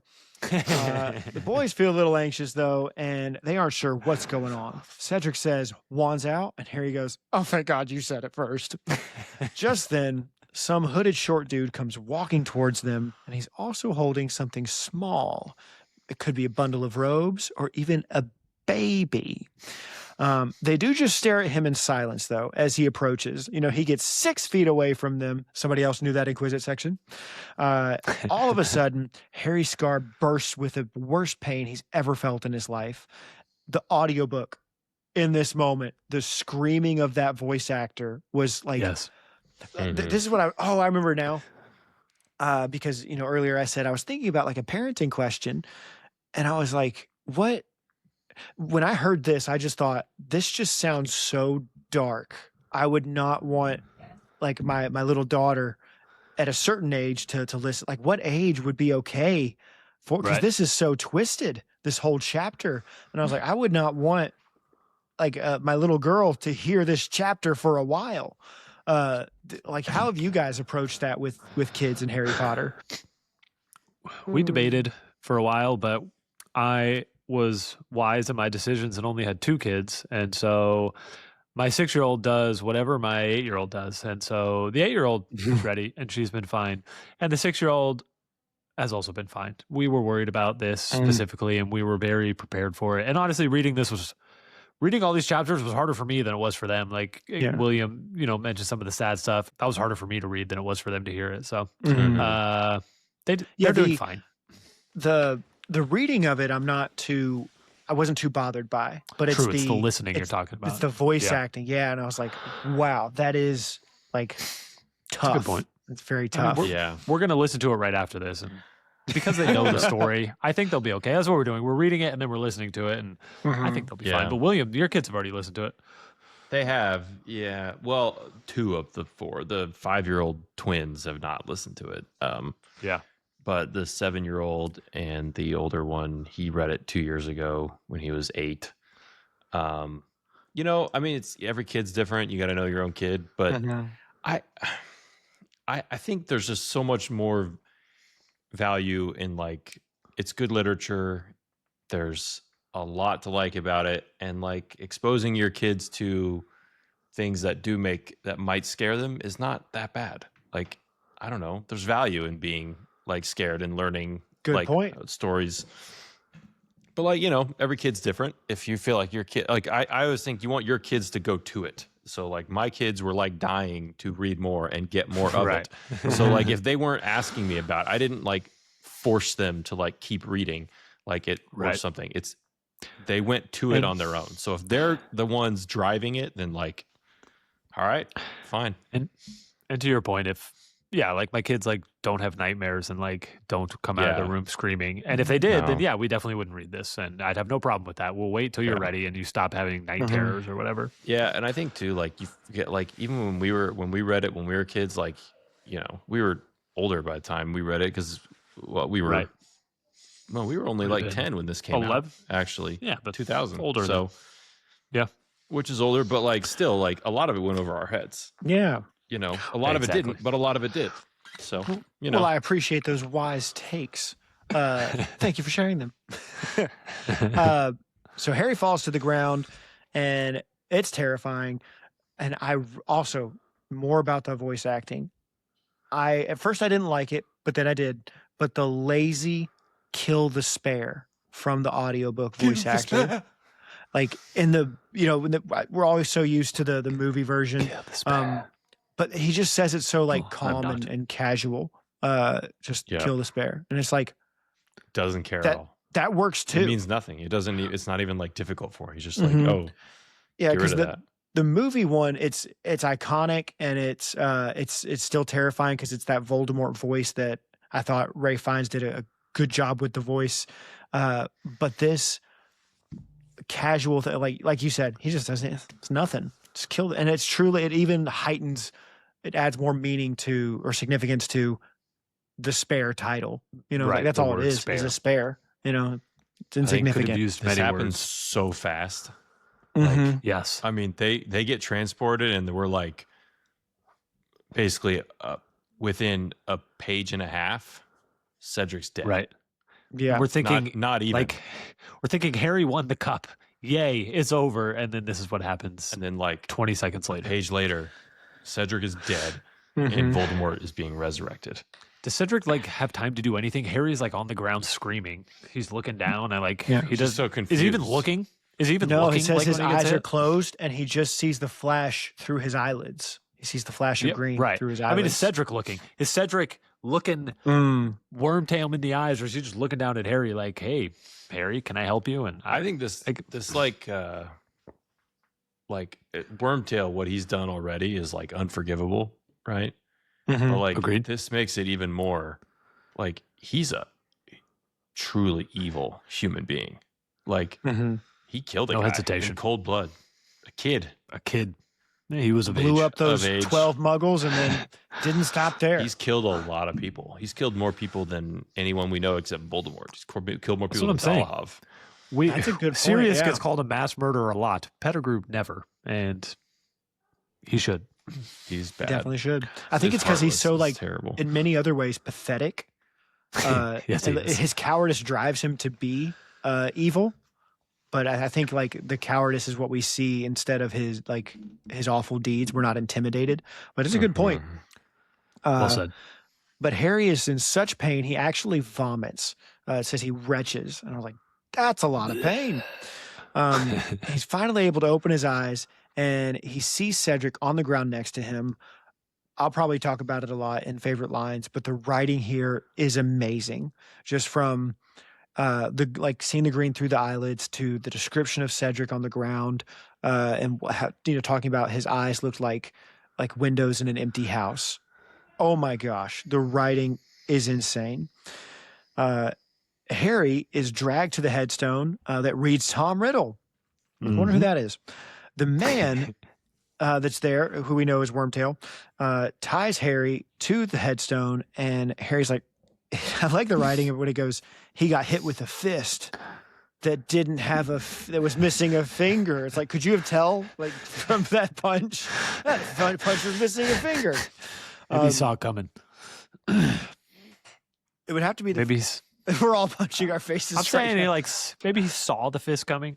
Oh, good point. Good point. This does remind me of William saying like things that went over our heads. I do remember like in chapter 1 reading it for the first time of like, did Tom Riddle like fake his own death? I was like, I know that Tom Riddle is Voldemort, but I don't. As a kid, I didn't realize I was his father. I was just like, oh, Tom Riddle killed him. He faked his own death. How interesting. Why would he do that? I was I'll too tell you dumb. what, book 2 scared me more than this book did when I was a kid. Book 2 Yeah, scared because me. it's like it's such a it's almost a murder mystery because it's like this serial attacker going around the whole time. Yeah. But Harry recognized that it's Wormtail. Wormtail gags him and walks away. The snake is there. Wormtail can't do magic apparently because he's struggling to push the cauldron. I thought that was the whole crazy time. that he didn't. Why is he He pushing can conjure what Harry ropes, but describes he's the like, biggest cauldron? Yeah. The text says it's large enough for a full-grown man to sit in. I wonder why. But Wormtail lights the cauldron, and even the water starts emitting sparks. Wormtail reveals what's in the bundle, and the description of it is just bone-chilling. Let it have died. Undoubtedly, this will be in favorite lines. I'm going to include it in mine, probably, if you guys don't say it before me. But Yep. Some of the moments, some of the specific phrases to call out, like when it says, Harry had never seen anything that looked less like a child. And I also liked it said Wormtail had like this look of revulsion on his face while he's doing it. It's like he's a coward and that's why he has to do this, but he also hates Voldemort and he hates himself while he has to do all this. And is truly disgusted by this thing. And I don't know, you're giving me goosebumps as you reread this, but I also think it's kind of funny, but also disgusting that it's like Voldemort's tiny little hands like wrap around his neck. Yeah.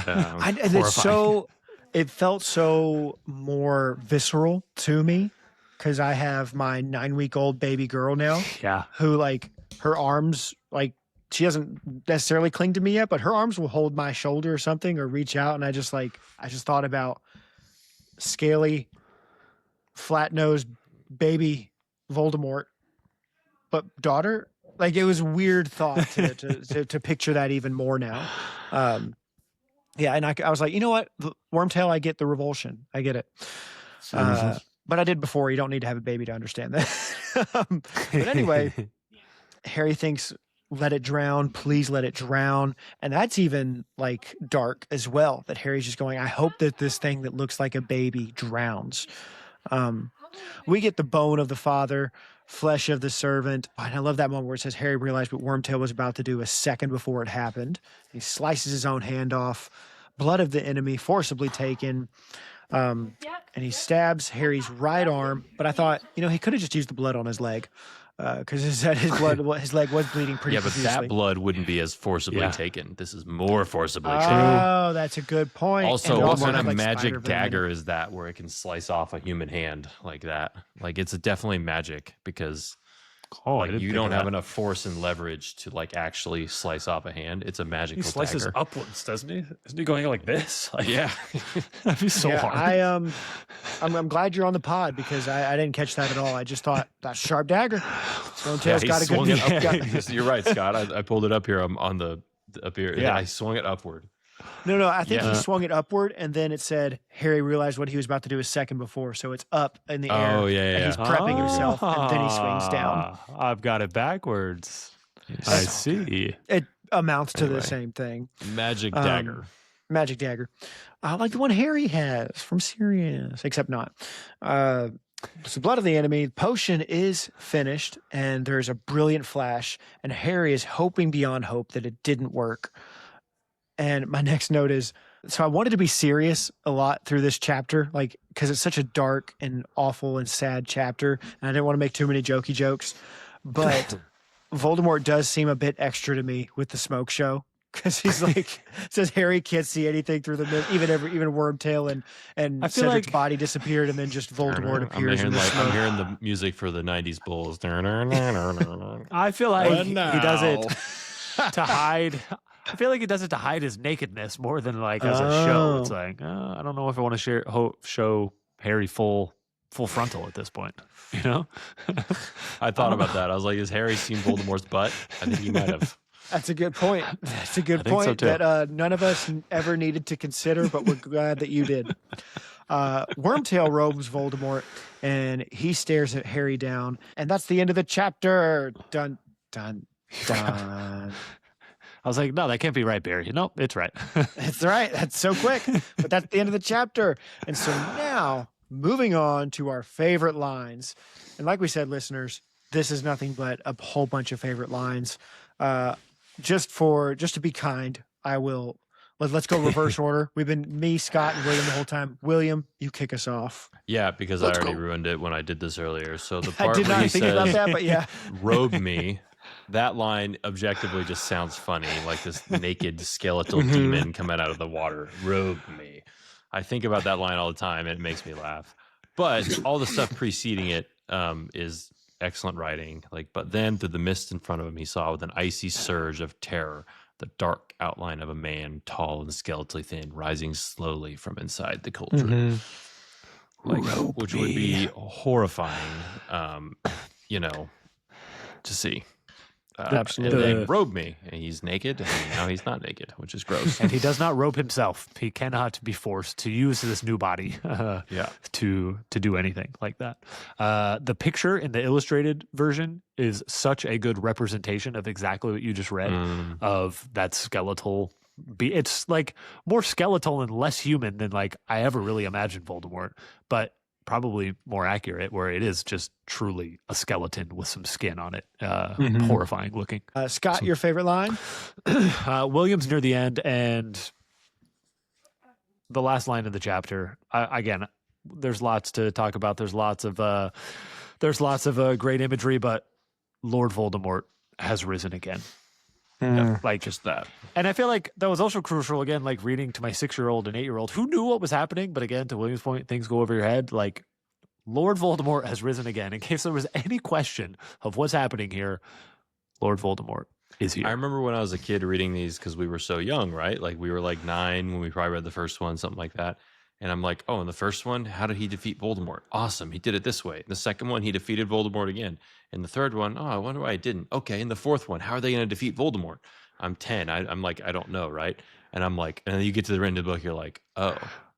They didn't defeat don't. Voldemort. That was terrible. I mean, basically, yeah, we've had I was 4 like, years. This is my introduction to stories. Be like, hey, by the way, like this in Star Wars is basically This is the culminating event. 4 years of story has brought us to Lord Voldemort has risen again. This is everything. Yeah, that line it inspired a joke. I talked about this in a restricted section before. So if listeners hadn't heard it yet, I had my I had a YouTube video, one of my reels that I made, or shorts, I guess, since it's YouTube, taken down for copyright strike. But I watched. Congrats. I had thank you. I had just a little bit of the fourth movie playing, and I was doing a Trump impersonation, and I was going, "Listen, they put me onto these movies. Melania showed me these movies, and they tell me this Harry character. They say he's a Christ figure, a strong character." Christ figure. But I mean, look at that. His buddy's dead. He couldn't even save his buddy. And pretty weak if you ask me. He's captured. But this Voldemort guy, I mean, we're talking about Christ figures. 13 years he was gone. Less than spirit. Less than ghost. But now here he is, risen again. If that's I'm just saying, have we thought about this? He had some ideas. They were pretty good. I mean, He's got a movement. He's got a movement. I don't know if this will come up in other lines, so I don't want to take it, but we should talk about like how incredible this magic is. And like he did perform what Lucius calls a miracle. And it is a miracle. Like he Spells recreated of his own invention, all sorts of life. stuff. Like it's insane. He recreated a vessel, right? Yeah. I think more can be said in the restricted section on some of that. Okay. Because I actually I heard a cool theory about it. But anyway, my favorite line, this was right. I talked about it before, but when Cedric died, Cedric was lying spread eagle on the ground beside him. He was dead. Just really quick, like he was dead. For a second that contained an eternity, Harry stared into Cedric's face, at his open gray eyes, blank and expressionless as the windows of a deserted house, at his half-open mouth, which looked slightly surprised. And then, before Harry's mind had accepted what he was seeing, before he could feel anything but numb disbelief, he felt himself being pulled to his feet. And it's like, it's so quick. Like that is one part of what makes that so great. It's like the rapidness in which that happens to Harry. And then also the imagery of eyes empty like a house, cold eyes, like gray eyes. I love it. It's great writing. Great writing. Agreed.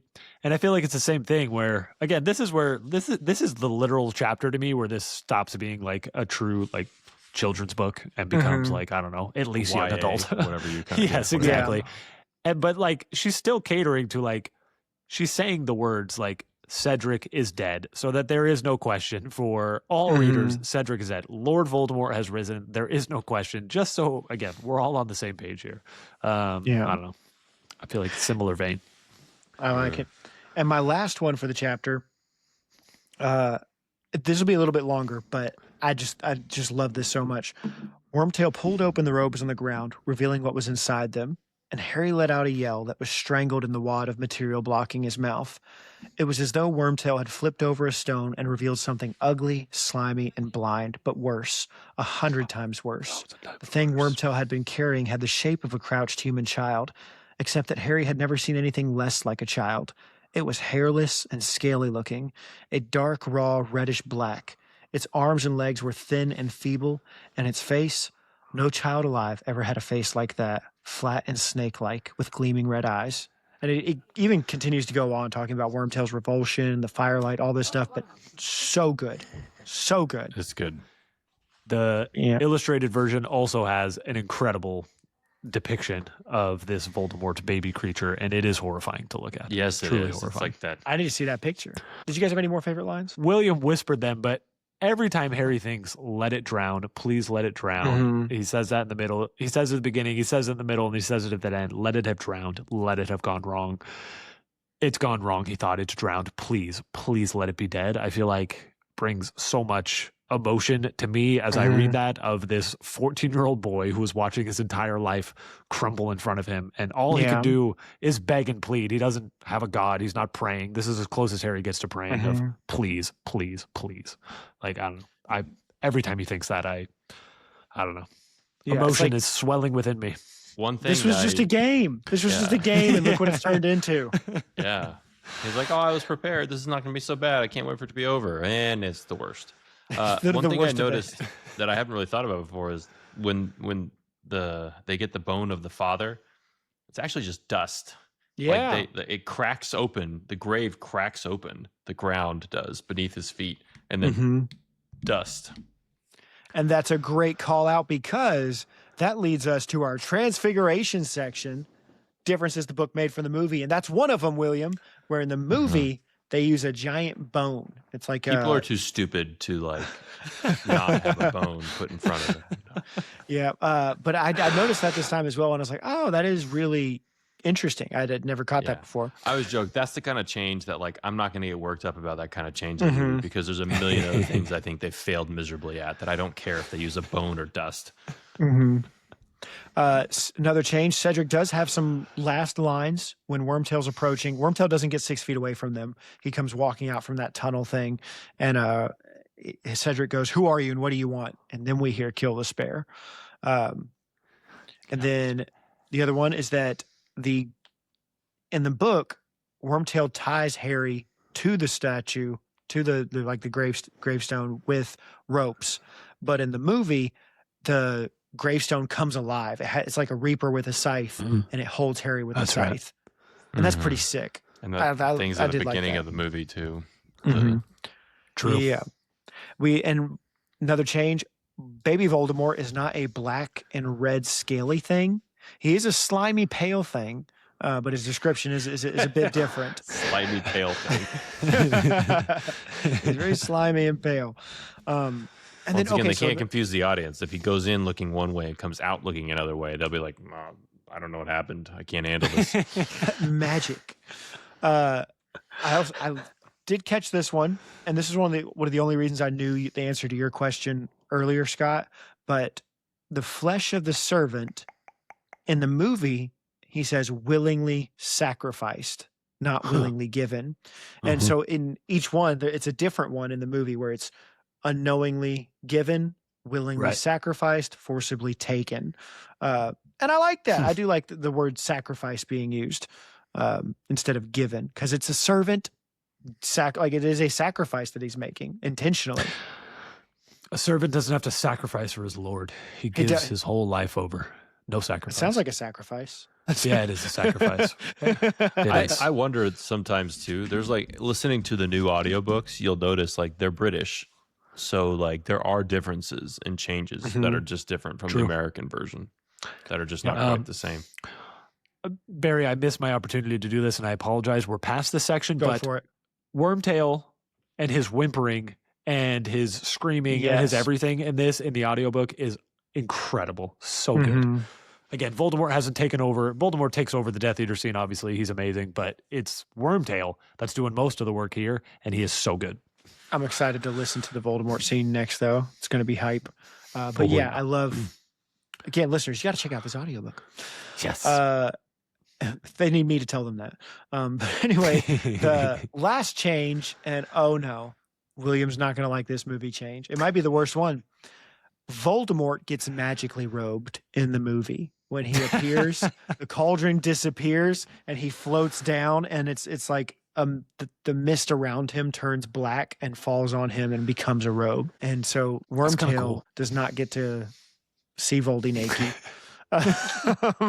Wormtail's already seen everything. He's basically taken care of the baby demon Voldemort, so he's seen it all. He's changed his diapers. Yep. But that's all the movie changes I have for this one. Now, moving on to our golden snitches, and I just have 2 for this one. And so the first one was the yew tree. The yew tree. So in this, at the beginning of the chapter, there is a yew tree in the graveyard, and yew is a type of wandwood. It is a. It's so funny on the wiki. It gives like actual scientific information. Is a genus of small coniferous trees or shrubs in the yew family, Taxaceae. I can't even say it. All parts of the tree are poisonous. A yew tree stood in the Little Hangleton graveyard where Lord Voldemort was resurrected. They were also known to grow in the Forbidden Forest where Harry was first formally introduced to a beast called a thestral. A lot of our listeners haven't seen that yet. They're gnarling. They are eating yew trees. But yeah, so that's a little bit there. There's a bunch of wand lore about it, but behind the scenes, J.K. Rowling also discussed this wandwood on her original website, commenting that yew, which can achieve astonishing longevity, there are British yew trees over 2,000 years old, can symbolize both death and resurrection. The sap is also poisonous. But yeah, that's about all I have for the yew. And then, did you know that Jenny's wand was a yew wand? What? I didn't know that. The Harry Potter wiki saying that They never Jenny's say that wand in the is yew. books, so I didn't know that. Could be Pottermore. That's Could be interesting. Pottermore. We'll look it up later. But our last one that we have for this episode, the regeneration potion. The potion was an old piece of dark magic that restored a wizard whose body had become maimed and disfigured to their true and whole bodily form. This also applied to non-corporeal wizards, where Lord Voldemort used this potion to return to his full body. The difficulty level is advanced. Behind the scenes, in the Lego Harry Potter, years 1 through 4, Peter Pettigrew uses Harry's glasses and Riddle's cranial bone, most likely to avoid violence. Instead of using a knife, Pettigrew simply takes off his hand like Screw-like. Boop. Which I do like the stuff with Lego like that. Yep. They probably do something similar in the Lego Star Wars because there's a lot of hands getting chopped off in that too. When Voldemort returns, he's wearing Harry's glasses. And that's funny. Gotta make it funny. Otherwise it'll be like, ew. That's why I think it's better to have a kid read it than watch the movie. Like, I'd be more willing to let my kid read the scary thing than watch a movie of the scary thing. And then the last thing that I have here for the regeneration potion, and then we can talk more about it in the restricted section. I thought this was kind of interesting. It's possible that if this potion were to be used to resurrect a witch rather than a wizard, the bone of the mother would replace the bone of the father in the ritual. The necessity of using a member of one's own sex would explain why Voldemort elected to use the bone of his father, whom he loathed, rather than his mother, who, being a witch, was worthier in his eye. A little bit spoilery there, so who knows? Maybe Barry will edit that out. I don't know. But anyway, it's about something I thought was interesting. I mean, also, does he know where his mother's buried anyways? I don't think he has access to those bones, does he? Again, spoiler, so That's not really a spoiler. We're at the end of the episode. That's a good point. But so with that wraps up the regular coverage of our episode. And so now, listeners, we'll be, in just a second, we'll be moving on to our restricted section, or as we have playfully called it this book, the graveyard. And before listeners that don't want to be spoiled get on out of here, we want to say thank you for listening. Thank you for being here this episode. Scott, William, where can they find you on the socials? Absolutely. Yeah, well, you cannot find William. I tag him in everything, and he doesn't see it.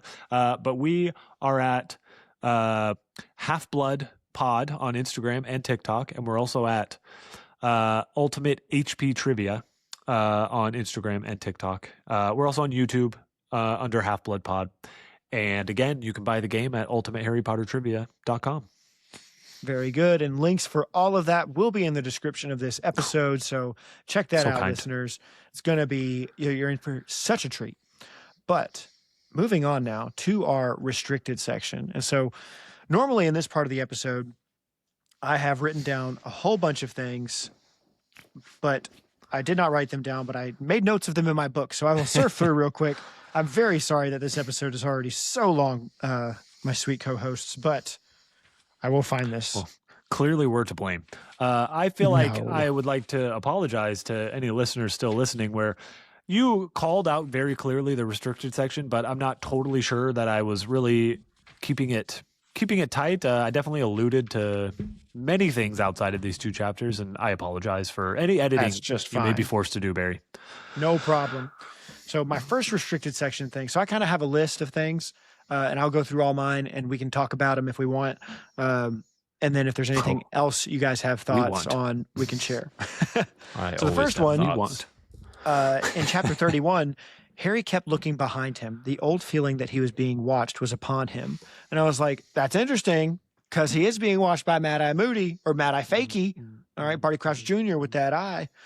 And then very soon afterwards, Harry didn't know why, but the lack of obstacles was unnerving. He should have seen something by now. And we come to find out later, yes, he should have seen something, but Moody was clearing the path, or Barty Crouch Jr. was clearing the path ahead of him. Is this what Lupin says to him? Harry, trust your instinct. It's almost always correct. It's correct here, both times. Harry's instinct, follow it.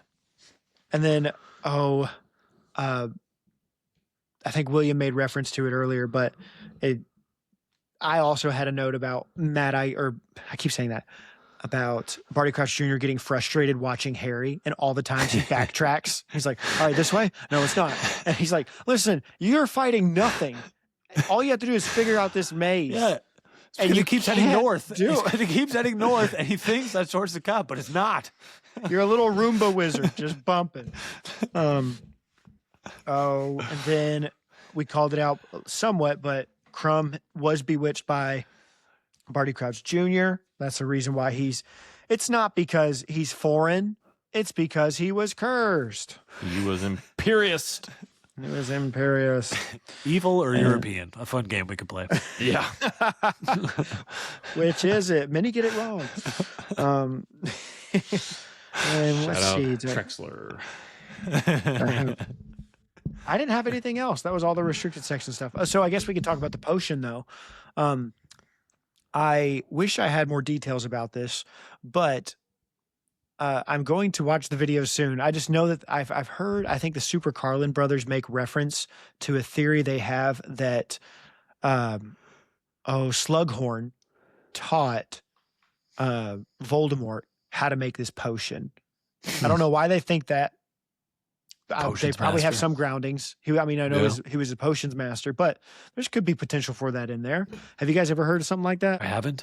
My thoughts around this were like, this is like the longest spell by far. This is like witchcraft out of like a 90s movie, where it's like throwing things into a potion and chanting something. And this is like the only time we get this. Maybe I'm forgetting something, but it's typically like Expelliarmus, and that's the magic. Or a potion, but you're not muttering things over it. And I feel like Dumbledore and obviously Voldemort here are the only ones who get into like such deeper magic. To me, this is like just full on the platter. Like, hey, there is more to magic than, again, wand waving and muttering one word. This is real stuff, and I assume like Wormtail had to say all of these. If he doesn't say these, like sugar, it's not it reminds spice, me of and everything nice. Right. These are the ingredients made to make a perfect little girls. Chemical X. This reminds me of a little bit like when Draco gets Sectum Sempra and Snape is like going over it and like chanting and like saying an Yes. like speaking in another tongue over and over and over. You know, so this is only like for advanced like type people. It's Ancient- not a Ancient dark magic. Yeah. Pretty Very awesome. cool. Well, did you guys have anything else that you wanted to mention in the restricted section? I'm sure I already mentioned way too much. Yeah, probably. I definitely. And apologies. And No problem. yeah. Well, there you go, listeners. Thank you so much for listening to this episode this week. We're so close to the end of the Goblet of Fire. Oh, my goodness. But Scott, William, it was an honor to have you two on this episode. I love getting to talk to you. Really look forward to any more episodes we hopefully get to do in the future. But you take care of yourselves. Thank you for being on. And listeners, goodbye. Love you. And Love y'all. smooches. Click. Thank you for listening to Retold. Artwork for this podcast was created by Rachel Ortlip. Music was created by Taylor Jarvis. And the Retold podcast is produced by me. That's right. I made this.